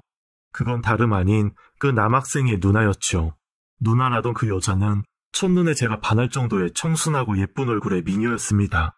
사실 그 남학생의 인물도 빠지지 않는 외모라 그의 누나도 예쁘겠거니 내심 생각은 했었지만 이 정도일 줄은 전혀 상상도 못했죠. 지금껏 제가 만났던 여자들과는 전혀 다른 분위기의 여자였어요. 참하면서도 아주 청순한 분위기의 미녀였습니다. 처음 소개팅을 받지 않겠다고 했던 마음과는 달리 저도 모르게 얼굴에 흐뭇한 미소가 지어지더군요. 30살이라고 하기엔 더 동안인 그녀였어요. 저는 첫눈에 반한다는 게 무슨 말인지 그때 처음으로 알게 되었어요. 소개팅을 싫다고 했던 저는 온데간데 없고 제가 질문을 하고 저 혼자 말하는 듯한 느낌을 받을 정도로 질문 공세를 퍼부었습니다. 내가 이렇게 여자에게 적극적인 사람이었나? 라는 생각을 처음 한 날이기도 했어요. 안녕하세요. 네, 안녕하세요. 처음 뵙겠습니다. 죄송해요, 과장님. 실례인 줄 알면서도 두 분 꼭 소개해드리고 싶어서 제가 누나 데리고 나왔어요. 어? 아니야. 죄송은 무슨. 야, 이수, 말은 바로 해야지. 사실 제가 이 자리에 나오고 싶다고 했어요. 동생이 사진을 보여줬는데 너무 제 이상형이셔서 처음으로 용기 내서 나와봤어요. 정말 고맙습니다. 아니 그게 아니라 저 성함이 이채영이에요. 재영 씨는 말도 예쁘게 하고 성격도 차분한 사람이었어요. 게다가 제가 하는 시덥지 않은 말에도 잘 웃어주었죠. 저는 나이 40이 다 되어서야 생전 처음으로 설레임이라는 걸 느꼈어요. 여자들 위해서 군림하던 제가 여자 눈을 똑바로 쳐다보지도 못하고 부끄러움까지 느끼며 그 여자를 대하고 있었습니다. 삼겹살에 맥주를 마시는데 채영 씨가 더운지 손부채질을 계속했습니다. 너무 더운데 옷 좀 벗어서 걸어놓고 올게요. 본격적으로 고기 먹으려니 옷이 거추장스럽네요. 그러세요. 고기 많이 좋아하시나 봐요. 네, 저 완전 고기 킬러예요. 저도 고기 완전 좋아해요. 제가 살 테니까 많이 드세요. 오늘 밤새도록 같이 고기 먹어요. 그리고 채영 씨가 옷을 벗어놓으러 간 사이 저는 잠시 화장실에 가려고 일어났어요. 그리고 화장실 옆에 붙어있는 거울을 들여다봤는데 입에 귀가 걸려있는 저를 발견하고는 깜짝 놀랐습니다. 너무 티내지 말아야겠다 다짐하며 다시 자리로 돌아갔는데 어느새 제 입꼬리는 다시 귀에 걸려 있었어요. 속으로 이 자리를 만들어준 예비처남이 고맙고 은인처럼 느껴졌죠. 그래서 저는 예비처남과 마주 앉아 누나 몰래 감사의 윙크를 날렸습니다. 저는 조금이라도 점수를 따려고 열심히 고기를 굽고 있었어요. 고기를 굽는 곳이다 보니 실내가 무척 더웠고 저도 옷을 벗고 싶었지만 안에 땀이 차 있을 것 같아서 벗지 않았어요. 그러면서 참고 있는데 갑자기 제 앞으로 또각또각 걸어오는 그녀를 보았습니다. 그런데 그녀의 모습에 저는 눈을 어디다 둬야 할지 모르는 상황이 벌어졌어요. 채영 씨가 윗옷을 벗고 몸에 착 달라붙는 옷을 입고 왔더라고요. 청순한 얼굴과는 전혀 다른 몸매에 눈을 어디에 둬야 할지 모르겠더군요. 그러면서 움직일 때마다 손으로 가슴을 가리는데 저는 얼굴이 빨개지는 걸 감추느라 정신이 없었습니다. 착한 성품에 예쁜 얼굴, 게다가 완벽한 몸매까지 참 완벽한 사람이란 생각이 절로 들었어요. 안 더우세요? 제가 고기 구울게요. 집게 이리 주세요. 아니에요. 고기는 남자가 구워야 제맛이죠. 제가 고기는 끝내주게 잘 구워요. 동생이랑 두 분이서 맛있게 드세요. 잡고 있던 집게를 가져가면서 스친 그 손길은 여자 경험이 그렇게나 많은 저였지만 왜 이렇게 설레고 떨리는지 다시 청소년으로 돌아간 듯한 느낌이었어요. 이런 여자라면 지금껏 혼자일 리가 없는데 분명 인기도 많았을 텐데 라는 생각이 들어 그녀에게 물었습니다. 채영 씨는 왜 남자친구가 없으세요? 이렇게 아름다우신데 남자들이 가만 놔두지 않았을 것 같아요. 글쎄요. 그런데 오늘 생길지도 모르죠. 채영 씨의 말 한마디에 제 가슴이 철렁하며 요동치기 시작했어요. 저는 속으로 쾌재를 불렀습니다. 이렇게 완벽한 여자를 소개해준 그 남학생에게 고마워서 저는 계속해서 눈인사를 계속 보냈어요. 그렇게 시간은 점점 무르익어 갔고 이야기를 들어보니 누나는 독실한 기독교 신자라고 했습니다. 종교가 기독교인 사람을 원해서 아직까지 결혼을 하지 못했다고 하더라고요. 그렇게 남자를 거르고 거르다 보니 제대로 된 연애 한번 못 해봤다고 했어요. 심지어 모태솔로라고 했습니다. 얼마 전 직장을 그만두어서 지금은 다른 일을 구하면서 쉬고 있다고 했어요. 저희 집안은 불교이고 저는 무교인데 그럼 저 같은 사람은 채영 씨 짝으로는 안 되겠네요. 이젠 종교는 자유라고 생각해서 별로 상관하지 않기로 했어요. 종교 이야기에 풀이 죽어있던 제게 채영 씨의 대답은 한 줄기의 빛과 같았어요. 신은 나를 버리지 않았구나 생각하며 하나님 감사합니다를 외쳤습니다. 그러면서 남학생과 저는 술을 한 잔 두 잔 마시면서 시간을 보냈고 기분이 너무 좋아서 그런지 술이 많이 취하게 되었어요. 술을 좀 깨려고 화장실 갔다가 나왔는데 채영 씨 혼자만 있더라고요. 남학생은 어디 갔냐고 물으니 약속이 생겨 먼저 갔다며 저에게 둘이 한 잔 더 마시다가 가자고 했습니다. 저는 채영 씨와 단둘이 술을 마시는 자리가 마련된 것에 대해 설레임을 느꼈고 제 심장도 두근거리기 시작했어요. 채영 씨가 맥주를 홀짝이는 동안 저는 벌컥벌컥 마셔서 그런지 점점 취기가 올라왔습니다. 첫 만남에 귀가 시간이 너무 늦으면 안 되겠다 싶어서 집에 가자고 하고는 일어서려는데 갑자기 다리에 힘이 풀리더라고요. 채영 씨가 저를 부축해준다고 팔짱을 끼는데 그녀의 몸이 제 몸에 닿으면서 순간 움찔했습니다. 저는 이성을 잃지 않으려고 다급하게 대리를 불렀습니다. 채영 씨, 제가 집까지 모셔다 드릴게요. 아니에요. 제가 볼 땐 과장님이 더 걱정되세요. 제가 과장님 집까지 모셔다 드릴게요. 그녀와 웃으며 이야기를 주고받는데 그녀를 정말 집에 보내기 싫어지더라고요. 어느덧 대리기사님이 저와 그녀를 저희 집 앞까지 데려다 주었고 저는 차에서 내려 집으로 향해 걸어갔어요. 다리가 비틀거려 그녀가 저를 부축했고 집 안까지 함께 들어서게 되었네요. 채영 씨, 첫 만남에 이런 모습 보여서 미안해요. 제가 모셔다 드려야 하는데 커피라도 한잔하고 가실래요? 저 과장님, 이런 말 황당하시겠지만 저 과장님한테 반한 것 같아요. 그래서 여기까지 따라온 거예요. 그녀의 수줍은 고백에 저는 이성을 잃었고 채영 씨와의 뜨거운 밤을 보내게 되었습니다. 모태솔로라는 것이 믿기지 않을 정도로 그녀는 저를 잘 받아주었어요. 저는 이 여자를 놓치기 싫었습니다. 평생 동안 이 한 여자는 내가 먹여 살려야겠다는 다짐까지 했죠. 그리고 저는 채영 씨에게 결혼을 전제로 만나자며 프로포즈를 했습니다. 그렇게 3개월 만에 초고속 결혼을 하게 되었고 주선을 해준 남학생은 저의 처남이 되었어요. 성품, 성격, 외모, 삼박자가 모든 것이 완벽한 아내를 얻으니 세상 부러울 곳이 없을 정도로 매일 웃고 다녔죠. 누가 결혼은 무덤이라고 했나요? 저는 매일 집에 가고 싶을 정도로 아내를 안고 싶고 보고 싶고 꿀이 뚝뚝 떨어질 정도로 행복한 나날들을 보내었어요. 저의 혼자벌이로 충분했기에 아내는 가정주부가 되었습니다. 그리고 그 성품에 딱 맞게 인형 만들기 취미 활동을 하며 작은 공방에 배우러 다녔어요. 그리고 주말에는 교회를 갔습니다. 그리고 남은 시간에 요리를 배워서 저에게 이것저것 해주기도 하고 점심은 사 먹지 말라며 점심도 꼭 손수 만든 도시락을 싸주었어요. 딱 제가 원하던 그런 삶이었어요. 심지어 아내는 저에게 교회 가기를 권유했지만 제가 아직까지는 마음이 없다고 하니 종교에 대한 자유가 있으니 강요하지 않겠다고 했어요. 그리고 뒤에서 묵묵히 저를 위해 기도도 많이 해주었죠. 아내는 늘 제가 원하는 대로 모든 것을 맞추어 주었기에 서로 싸울 일도 없었어요. 정말 천사 같은 아내였죠. 그러던 어느 날 장인 장모님께서 시골로 이사를 가신다고 하시며 처남을 맡아줄 수 없냐고 했습니다. 처남이 건강이 안 좋아서 혼자서 두기에는 걱정이 된다며 아내가 함께 살고 싶다고 하더라고요. 눈시울을 붉히며 이야기하는데 안 들어줄 수가 없더군요. 저는 당연히 처남과의 동거를 수락하게 되었어요. 아내는 고맙다며 저를 와락 껴안아 주더군요. 저는 사실 집에 방도 비었고 처남에 대한 고마움도 있고 해서 흔쾌히 수락을 하게 된 거였어요. 게다가 아내도 평일에 인형만 만들지 딱히 하는 일이 없어 심심할 것 같았거든요. 그러나 그때부터 비극이 시작되었던 것 같네요. 처남이 막상 들어온다고 달라지는 것은 없었어요. 건강이 안 좋아서 매일 누워있거나 단기 아르바이트를 하러 다니는 게 다였거든요. 일찍 자고 일찍 일어나니 저와 마주쳤던 적은 아침밥 먹을 때와 저녁을 먹을 때 그리고 주말뿐이었습니다. 그날도 저는 회사를 마치고 집에 도착하여 처남과 함께 셋이서 저녁을 먹고 TV를 밤늦게까지 보게 되었어요. 시간이 11시를 넘어서자 피곤이 몰려왔고 저는 자러 들어간다며 방으로 들어가게 되었죠.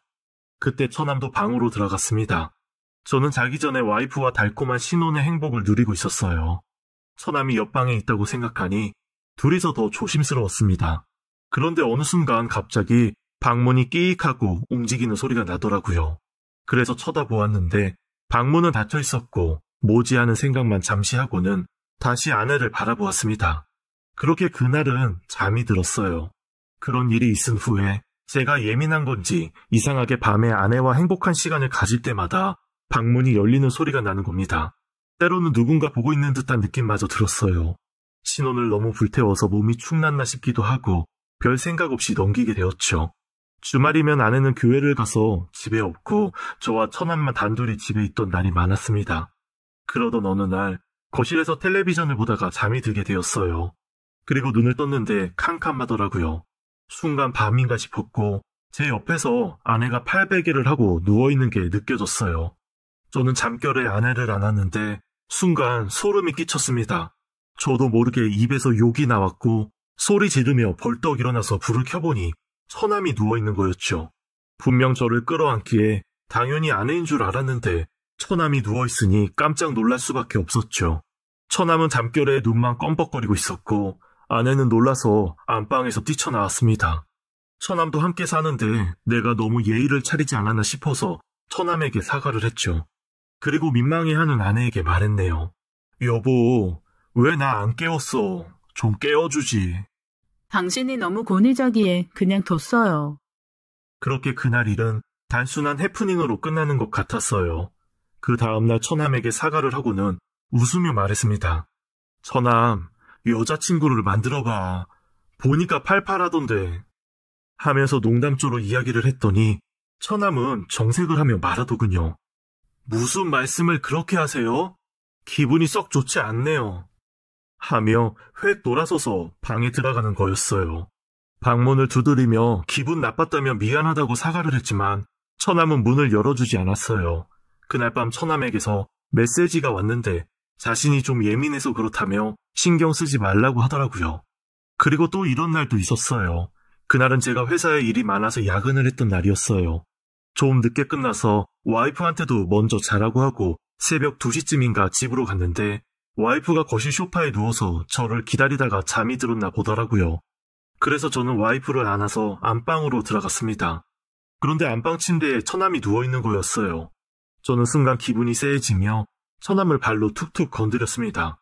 그 순간 와이프가 깨어났고 안방 침대에 누워있는 처남을 보고는 흔들어 깨웠습니다. 그렇게 깨어난 처남은 후다닥 본인의 방으로 들어갔어요. 저는 안방 침대에서 자고 있던 처남의 모습에 의아해하며 아내에게 말했습니다. 왜 처남이 우리 침대에서 자고 있지? 우리 방 침대가 너무 편해서 잠깐 누워있다가 잠들었나 봐요. 기분 나빴으면 내가 대신 사과할게요. 아니야, 괜찮아. 그런데 처남 방에는 침대가 없나? 미안해요. 제가 앞으로 주의시킬게요. 저희 부부 침대에서 남이 잔다는 것도 좀 의아하긴 했지만 저는 그저 너무 피곤한 나머지 별 대수롭지 않게 넘겼던 것 같아요. 그리고 며칠이 지났고 또 똑같은 하루가 지나가는데 드디어 사건이 터지고 말았습니다. 이 날은 정말 아직까지도 소름이 끼치는 것 같아요. 그날은 잠자리에 누워 아내랑 알콩달콩 행복한 시간을 보내고 있었어요. 그런데 또 방문 소리가 끼익 나는 거였습니다. 저는 재빨리 고개를 들어서 방문 아래를 보았는데 그림자가 살짝 비치더라고요. 아마도 처남인 듯 했어요. 그래도 혹시나 하는 마음에 처남? 하고 처남을 불렀어요. 순간 후다닥 소리가 나더니 살금살금 처남 방으로 들어가는 발자국 소리가 들렸습니다. 와이프는 잘못 들은 거라고 했지만 저는 이게 한두 번이 아니기에 아내를 뒤로하고 처남 방으로 갔어요. 문을 열려고 하니 방문을 걸어 잠궜더라고요. 어이가 없어서 문을 두드리며 나오라고 소리를 질렀어요. 이제까지 의심스러운 면이 한두 개가 아니었기에 이번에는 확실하게 제 눈과 귀로 확인하고 싶었어요. 그런데 옆에서 지켜보던 아내가 제게 이상한 말을 하는 겁니다. 여보, 당신이 좀 참아주면 안 돼요? 순간 뒤통수를 탁 맞는 기분이었어요. 뭘 참으라는 거야? 여보, 애가 아파서 그러는 거예요. 어디가 어떻게 아프길래 도대체 무슨 말을 하는 거야? 당신한테 피해주거나 불편하게 하는 것도 아닌데 왜 이렇게 소란을 피우는 거예요? 우리가 사랑하는 모습 좀 보면 그게 뭐 어때서요? 여보, 제정신이야? 전 당신이 왜 이렇게 예민하게 구는 건지 모르겠어요. 아내의 이해할 수 없는 말에 저는 말문이 막혔습니다. 아내의 말대로라면 이제까지 아내는 모든 걸 알고 있었다는 거였고 처남의 행동을 그냥 모른 척 방관했다는 이야기였으니까요. 주말에 몇 번이나 제 옆에서 저를 안고 자던 처남의 행동, 밤마다 앙빵을 기웃거리던 처남, 식사를 하거나 외식을 할 때 늘 제 옆에 앉아서 밥을 먹었던 것들까지 전부 소름이 끼쳤어요. 그런데 순간 처남이 어디서부터 어디까지 관여를 한 건지 궁금하고 의심스러워 미치겠더군요. 언제부터야? 도대체 언제부터냐고! 그게 무슨 상관이에요, 이제 와서. 저는 이대로는 안 되겠다 싶어 문을 부술 듯이 내리치며 발로 쾅쾅 찼습니다. 이윽고 처남의 방문이 열렸어요. 몇 달간 한 번도 보지 못한 처남의 방은 정말 과간이었습니다. 방에 들어서는 순간 저는 경악을 금치 못했어요. 방에는 온통 제 사진들로 도배가 되어 있었고 심지어 아내의 취미였던 인형의 얼굴에는 온통 제 사진이었습니다. 너무 유치해서 헛웃음이 나더군요. 심지어 제 사진을 부착한 인형과 처남의 사진이 붙어있는 인형이 결혼식을 하는 것처럼 연출해 놓은 것도 있었어요. 저는 순간 눈이 뒤집혔고 처남에게 소리를 질렀어요. 야, 도대체 너 뭐야? 그리고 인형들을 집어 던지려고 하는데 갑자기 처남이 뒤에서 와라가느며 제 귀를 의심하는 한 단어를 내뱉었습니다. 여보. 저는 그 소름 끼치는 한마디에 정신이 나갈 것만 같았어요. 제 허리를 아는 처남의 손을 잡아 뿌리치고 처남을 침대로 밀어버렸습니다. 그리고 이게 뭐냐며 와이프에게 소리를 질렀어요. 와이프는 진정하라며 저를 달래서 앉혔고 모든 것을 털어놓겠다고 말했어요. 그 내용인즉슨 자신들은 남녀 상동서를 믿는 교인들이라고 했습니다. 남자와 여자는 생긴 것만 다를 뿐이지 같은 것이라고 했어요. 그래서 성 정체성 이런 것들이 전혀 없고 심지어 필요도 없다고 하더라고요. 자신이 느끼는 그대로를 사랑하면 된다고 믿고 있기에 남자가 남자를 사랑하든 여자가 여자를 사랑하든지 그것은 아무 상관이 없다는 거였죠. 하지만 세상 속에는 남자가 남자를 사랑하면 정신병자 취급을 받으니 만약 그런 가족이 있다면 여동생이든 누나든 대신 결혼을 하여 만족을 할 수 있도록 자신을 헌신한다고 하더라고요. 그 또한 교리라고 하더군요. 이런 말도 안 되는 이야기를 하는데 갑자기 의문이 들더라고요. 아내가 나에게 의도적으로 접근한 건지 나를 사랑해서 결혼한 것인지 묻게 되었죠. 그랬더니 그 대답에 저는 더 큰 충격을 받았습니다. 처남이 저를 사랑했고 택하였기에 그 누나인 지금의 제 와이프가 헌신을 하여 저와 결혼했다는 이야기였어요. 어차피 가족이니 사랑하는 건 똑같다며 황당 그 자체에 어처구니 없는 말을 하더라고요. 이미 저의 아내는 같은 사이비 종교 집단에 속해 있는 남자 신도와 결혼을 했고 아이도 있었습니다. 하지만 남동생도 결혼을 해야 했기에 누나가 대신 저와 결혼을 한 거라고 했어요. 다시 말해 저의 와이프는 아내가 아니라 처남이었던 거였죠. 그래서 제가 아내의 행복한 시간을 보낼 때마다 처남이 방문에 귀를 대고 엿듣고 있었던 거였습니다. 누나처럼 할 수 없으니 일종의 대리만족이었던 셈이었죠. 그래서 제가 없을 때는 안방 침대에 누워서 잠을 잤던 거고요. 저는 정신을 차릴 수가 없고 온몸에 소름이 끼쳐서 더 이상 그들과 한 공간에 있을 수가 없었어요. 그래서 밖으로 나가려는데 갑자기 처남이 와이프의 속옷을 입고 뛰쳐나와서는 경악스러운 말을 하기 시작했습니다. 여보, 나 수술하면 받아줄 수 있어요? 라며 저를 껴안더라고요. 여보도 그동안 나 사랑했잖아요. 누나 소개팅 해준 날 내 손도 잡고 윙크도 했잖아요. 그거 다 저 좋아해서 그런 거 아니에요? 처남은 오히려 제가 처남을 꼬셔서 일이 이렇게 된 거라는 황당한 말을 꺼내놓았고 잠결에 제가 아내인 줄 알고 처남을 안았던 것을 자신을 사랑해서라고 굳게 믿고 있었어요. 제게 배신자라며 원망스럽다는 헛소리를 했습니다. 저는 처남에게 말도 안 되는 소리 하지 말라며 정신 차리라고 소리를 질렀어요. 그런데 처남은 또 다른 무시무시한 말을 했습니다. 여보, 자기랑 나랑 영혼 결혼식해서 우리 둘 중 누구 한 명이 죽어도 서로를 떠날 수가 없어요. 그러니까 다시 한번 잘 생각해 보세요. 어차피 이렇게 된 거 이대로 사는 것도 괜찮잖아요. 안 그래요, 여보? 누가 네 여보야? 당장 이 집에서 나가지 못해? 저는 폭력은 싫어하지만 도저히 이 정신 나간 인간을 그냥 놔둘 수가 없어서 한 대 쳐버렸어요. 그리고 나가면서 경찰에 신고를 하게 되었고 저의 행복한 결혼 생활은 그저 슬프게도 사이비 종교 집단에 의한 사기 결혼 사건으로 마무리가 되었어요. 아직도 이때만 생각하면 진저리가 쳐집니다. 그 남매의 얼굴만 떠올려도 소름이 끼치네요. 하지만 그 후 저는 와이프에 대한 마음이 진심이었기에 와이프와 통화를 한 적이 있었어요. 그때 제가 무슨 생각으로 그런 전화를 걸었는지 저로서는 납득이 안 가네요. 나야, 당신 정말 나한테 아무런 감정 없었어? 수화기 너머로 잠시 동안 아내의 가느다란 숨소리만 전해지다 아내가 말했습니다. 당신은 내 동생의 배우자로서 사랑했어요. 그렇게 서로 말이 없이 있다가 제가 먼저 전화를 끊었어요.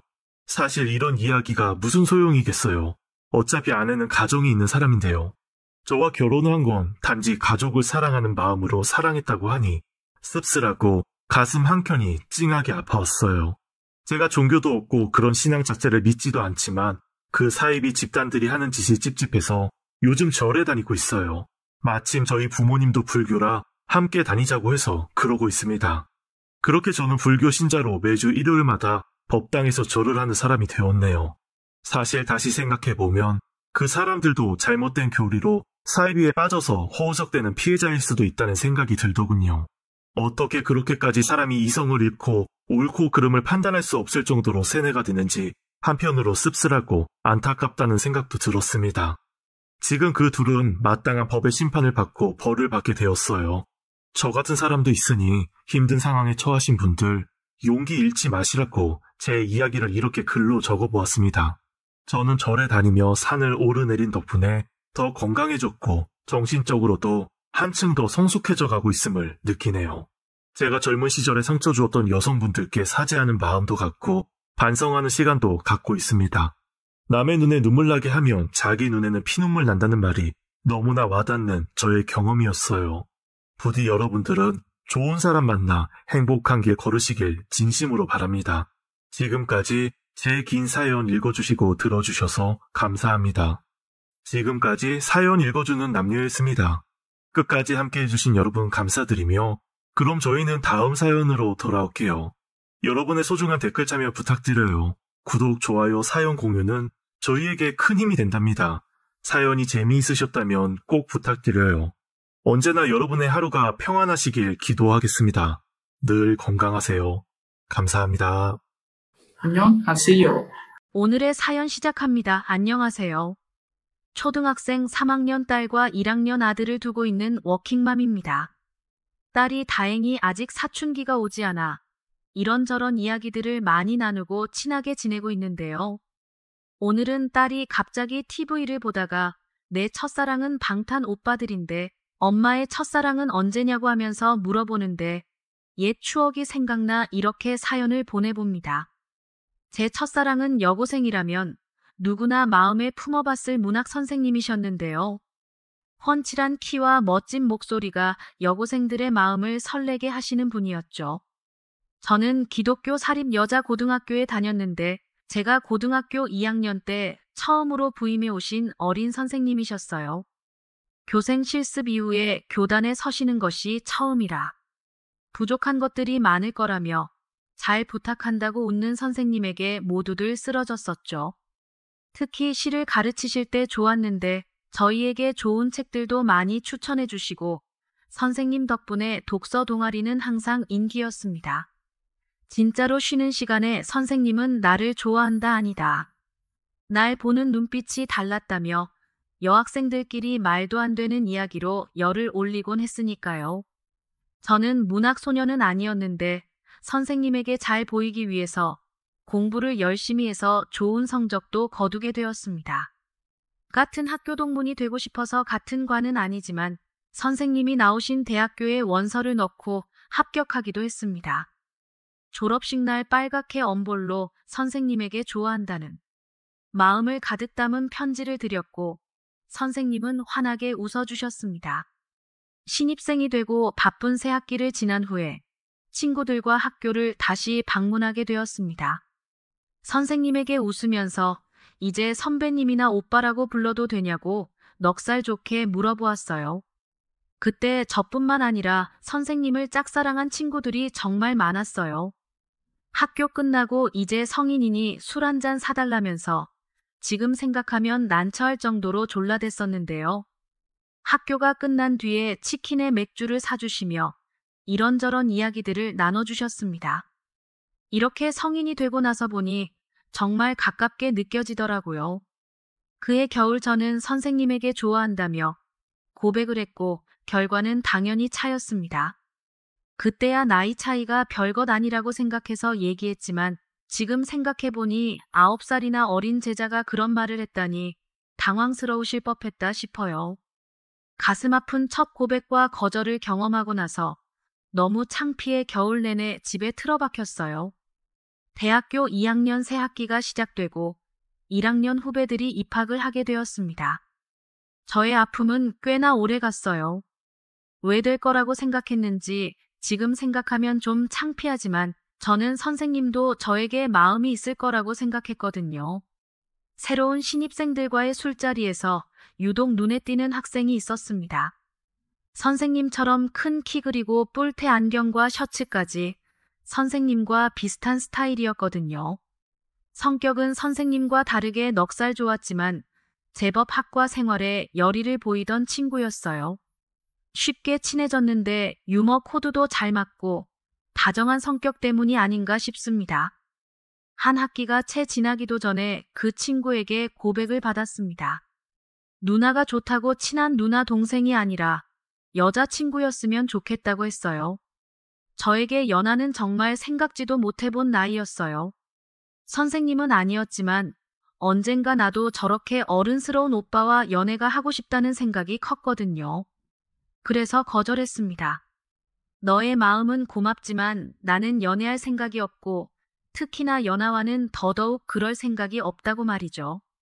그 아이는 알겠다고 하면서 포기하지 않을 거라고 했는데 정말 포기하지 않더라고요. 학교 선후배가 모인 자리에서 술을 거하게 먹더니 받아줄 때까지 고백할 거라면서 얘기하는데 그때는 그게 참 창피했어요. 좋은 동생을 잃고 싶지 않아서 거리를 두진 않았지만 선은 확실하게 그었습니다. 그 친구는 1년 내내 틈만 나면 고백을 했습니다. 거의 뭐 한 달에 한 번은 고백한 것 같아요. 자꾸 그러니까 좀 가벼운 애가 아닌지 의심도 되더라고요. 제가 3학년이 되고 그 아이가 2학년이 되면서 새 학기가 시작하고 나서도 또다시 만나보지 않겠냐고 하더라고요. 그래서 이제 그만하라고 했습니다.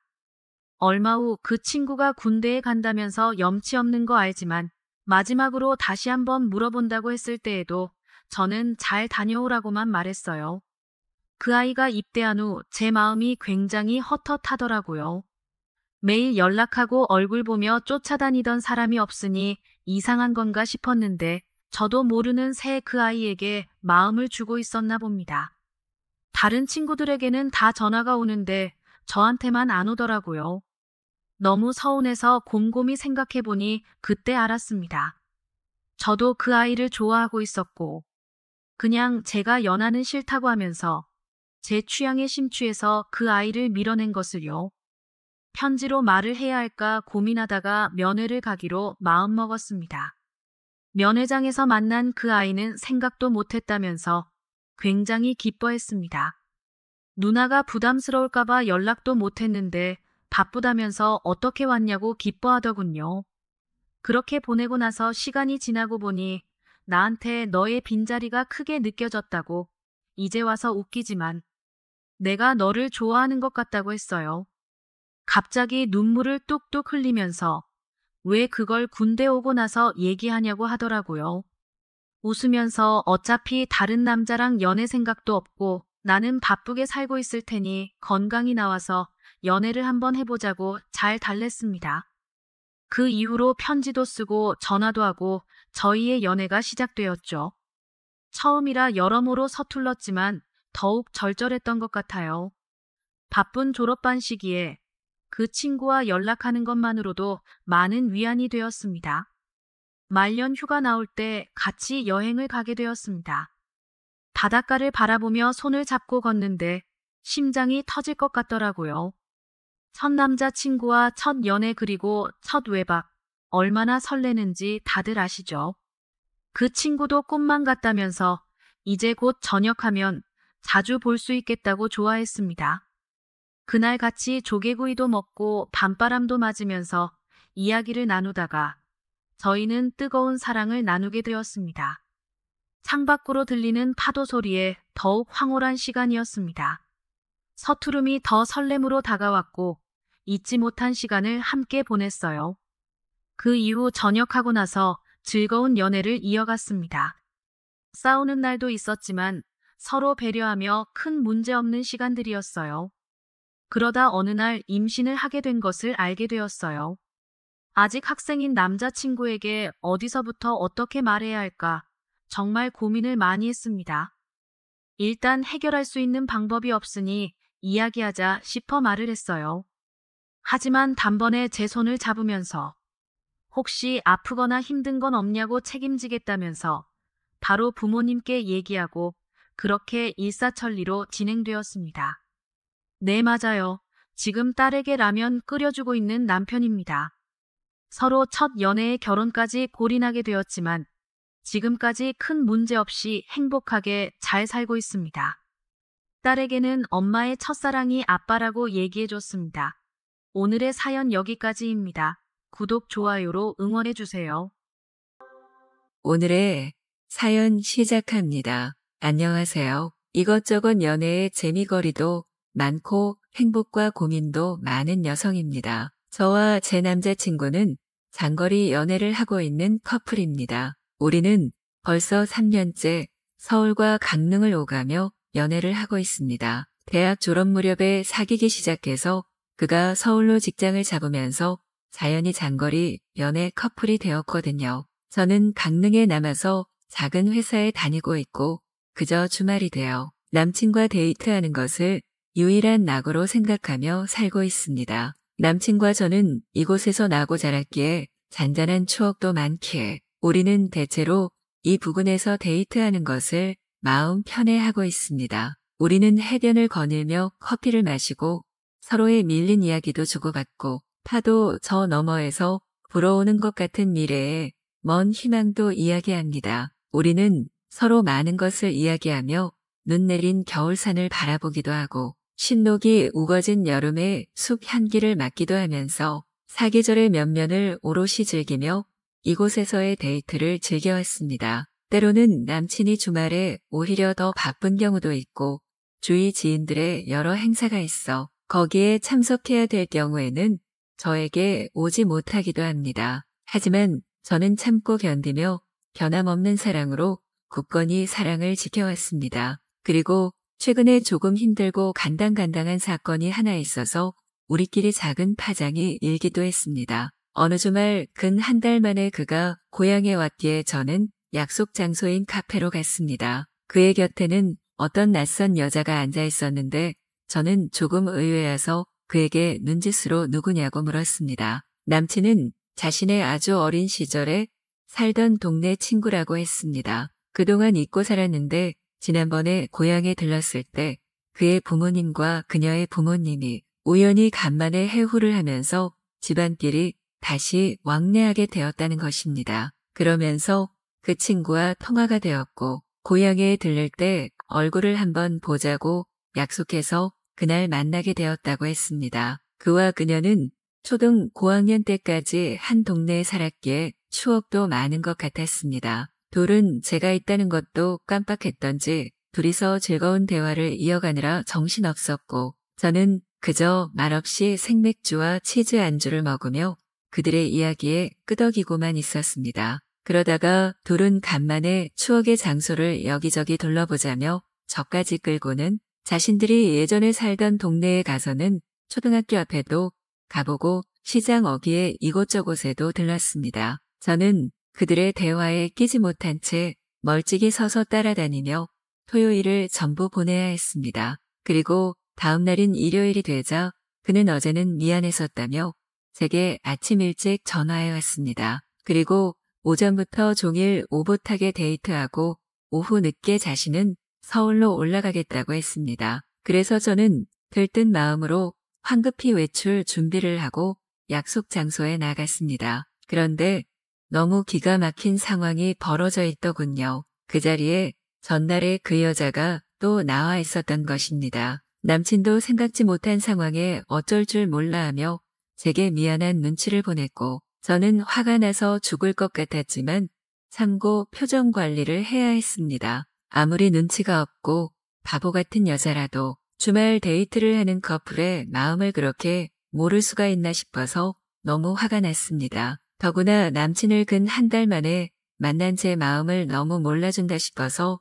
너무 야속했습니다. 그간에 남친이 회사 일이 갑자기 바빠져서 주말도 반납하고 일해야 했고 간만에 났던 여유 시간에는 여러 볼 일이 생겨서 저에게 올 수 없었던 것입니다. 제가 서울에 가서 잠깐이라도 그를 만나려고 했지만 남친은 번거롭게 그럴 것까지는 없다며 말렸고 익숙하지 않은 지리와 교통에 제가 헤맬까봐 여러 가지로 마음을 써주었던 것입니다. 그렇게 애타게 떨어져 있다가 근 한 달 만에 만났는데 웬 낯선 여자가 어릴 적 동네 친구라는 이름으로 떡하니 나타나서는 종일 사람을 이리저리 끌고 다니더니 결국은 남은 일요일 반나절마저 완전히 흡수해 버리려고 하는 것이었습니다. 그 여자가 그 전날 늦게까지 그 여자가 붙어있지 않았다면 우리는 종일 개인적인 이야기도 실컷 하고 밀린 애정 표현도 원 없이 했을 것입니다. 그런데 그 여자는 바보도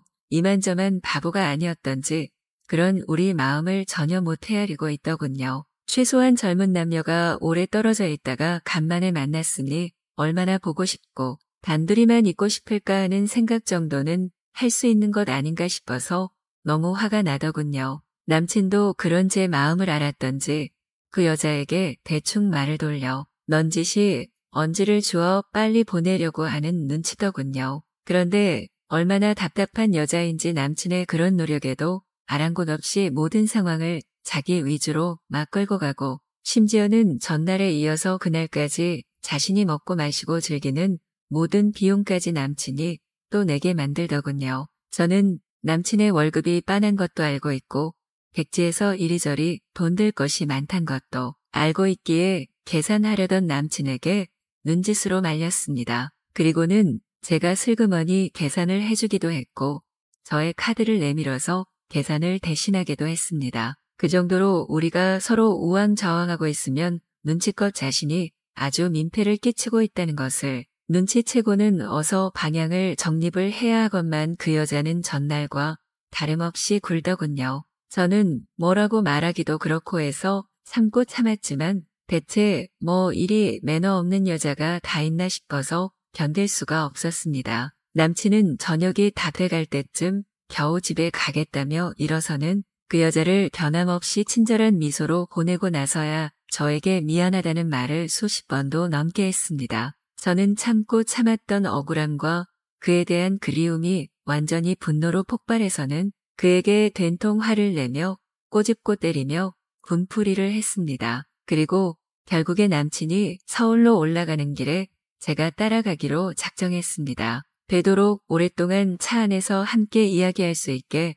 그나마 좀 느리게 가는 것으로 골라서 표를 끊었고 우리는 차 안에서 많은 이야기를 속삭이고 미뤄두었던 애정행각도 몰래 했습니다. 그리고 서울에 도착했을 때 제가 그대로 돌아가기가 싫어서 미적대는 것을 남친이 눈치채고는 근처에서 함께 밤을 보내며 미뤘던 사랑을 나눴고 다음날 새벽에 그는 회사로 바로 출근하고 저는 회사에 전화로 결근을 이야기했습니다. 그리고 저는 그날 낮에는 혼자 서울 관광을 하다가 그가 저녁에 퇴근할 무렵에 다시 만나서 조용히 오붓한 마음으로 함께 저녁을 먹고는 다시 둘만 있을 곳으로 들어가서 아주 달콤한 시간을 보냈습니다. 그런 후에 저 혼자 밤차로 다시 강릉으로 돌아오는 내내 이런저런 생각을 했습니다. 그가 그동안 참 바쁘게 저를 만나러 왔고 여러 가지 복잡한 일을 해결하면서도 제게 싫은 내색을 하지 않으며 꾸준히 만남을 이어왔구나 하는 생각도 들었습니다. 그리고 이제는 그가 저를 한번 만나러 오면 그 다음 한 번은 제가 그를 만나러 가는 방식으로 하면서 서로의 힘든 점을 조금이라도 덜어주어야겠다는 생각을 했습니다. 늘 저를 챙겨주고 남에게 친절한 남친인데 정작 자신은 아무리 힘들어도 남에게 싫은 내색 없이 지내왔구나 싶어서 마음이 짠해졌습니다. 그리고 그 일을 계기로 우리는 더 절실하게 서로를 배려하는 연인이 될 수 있었습니다.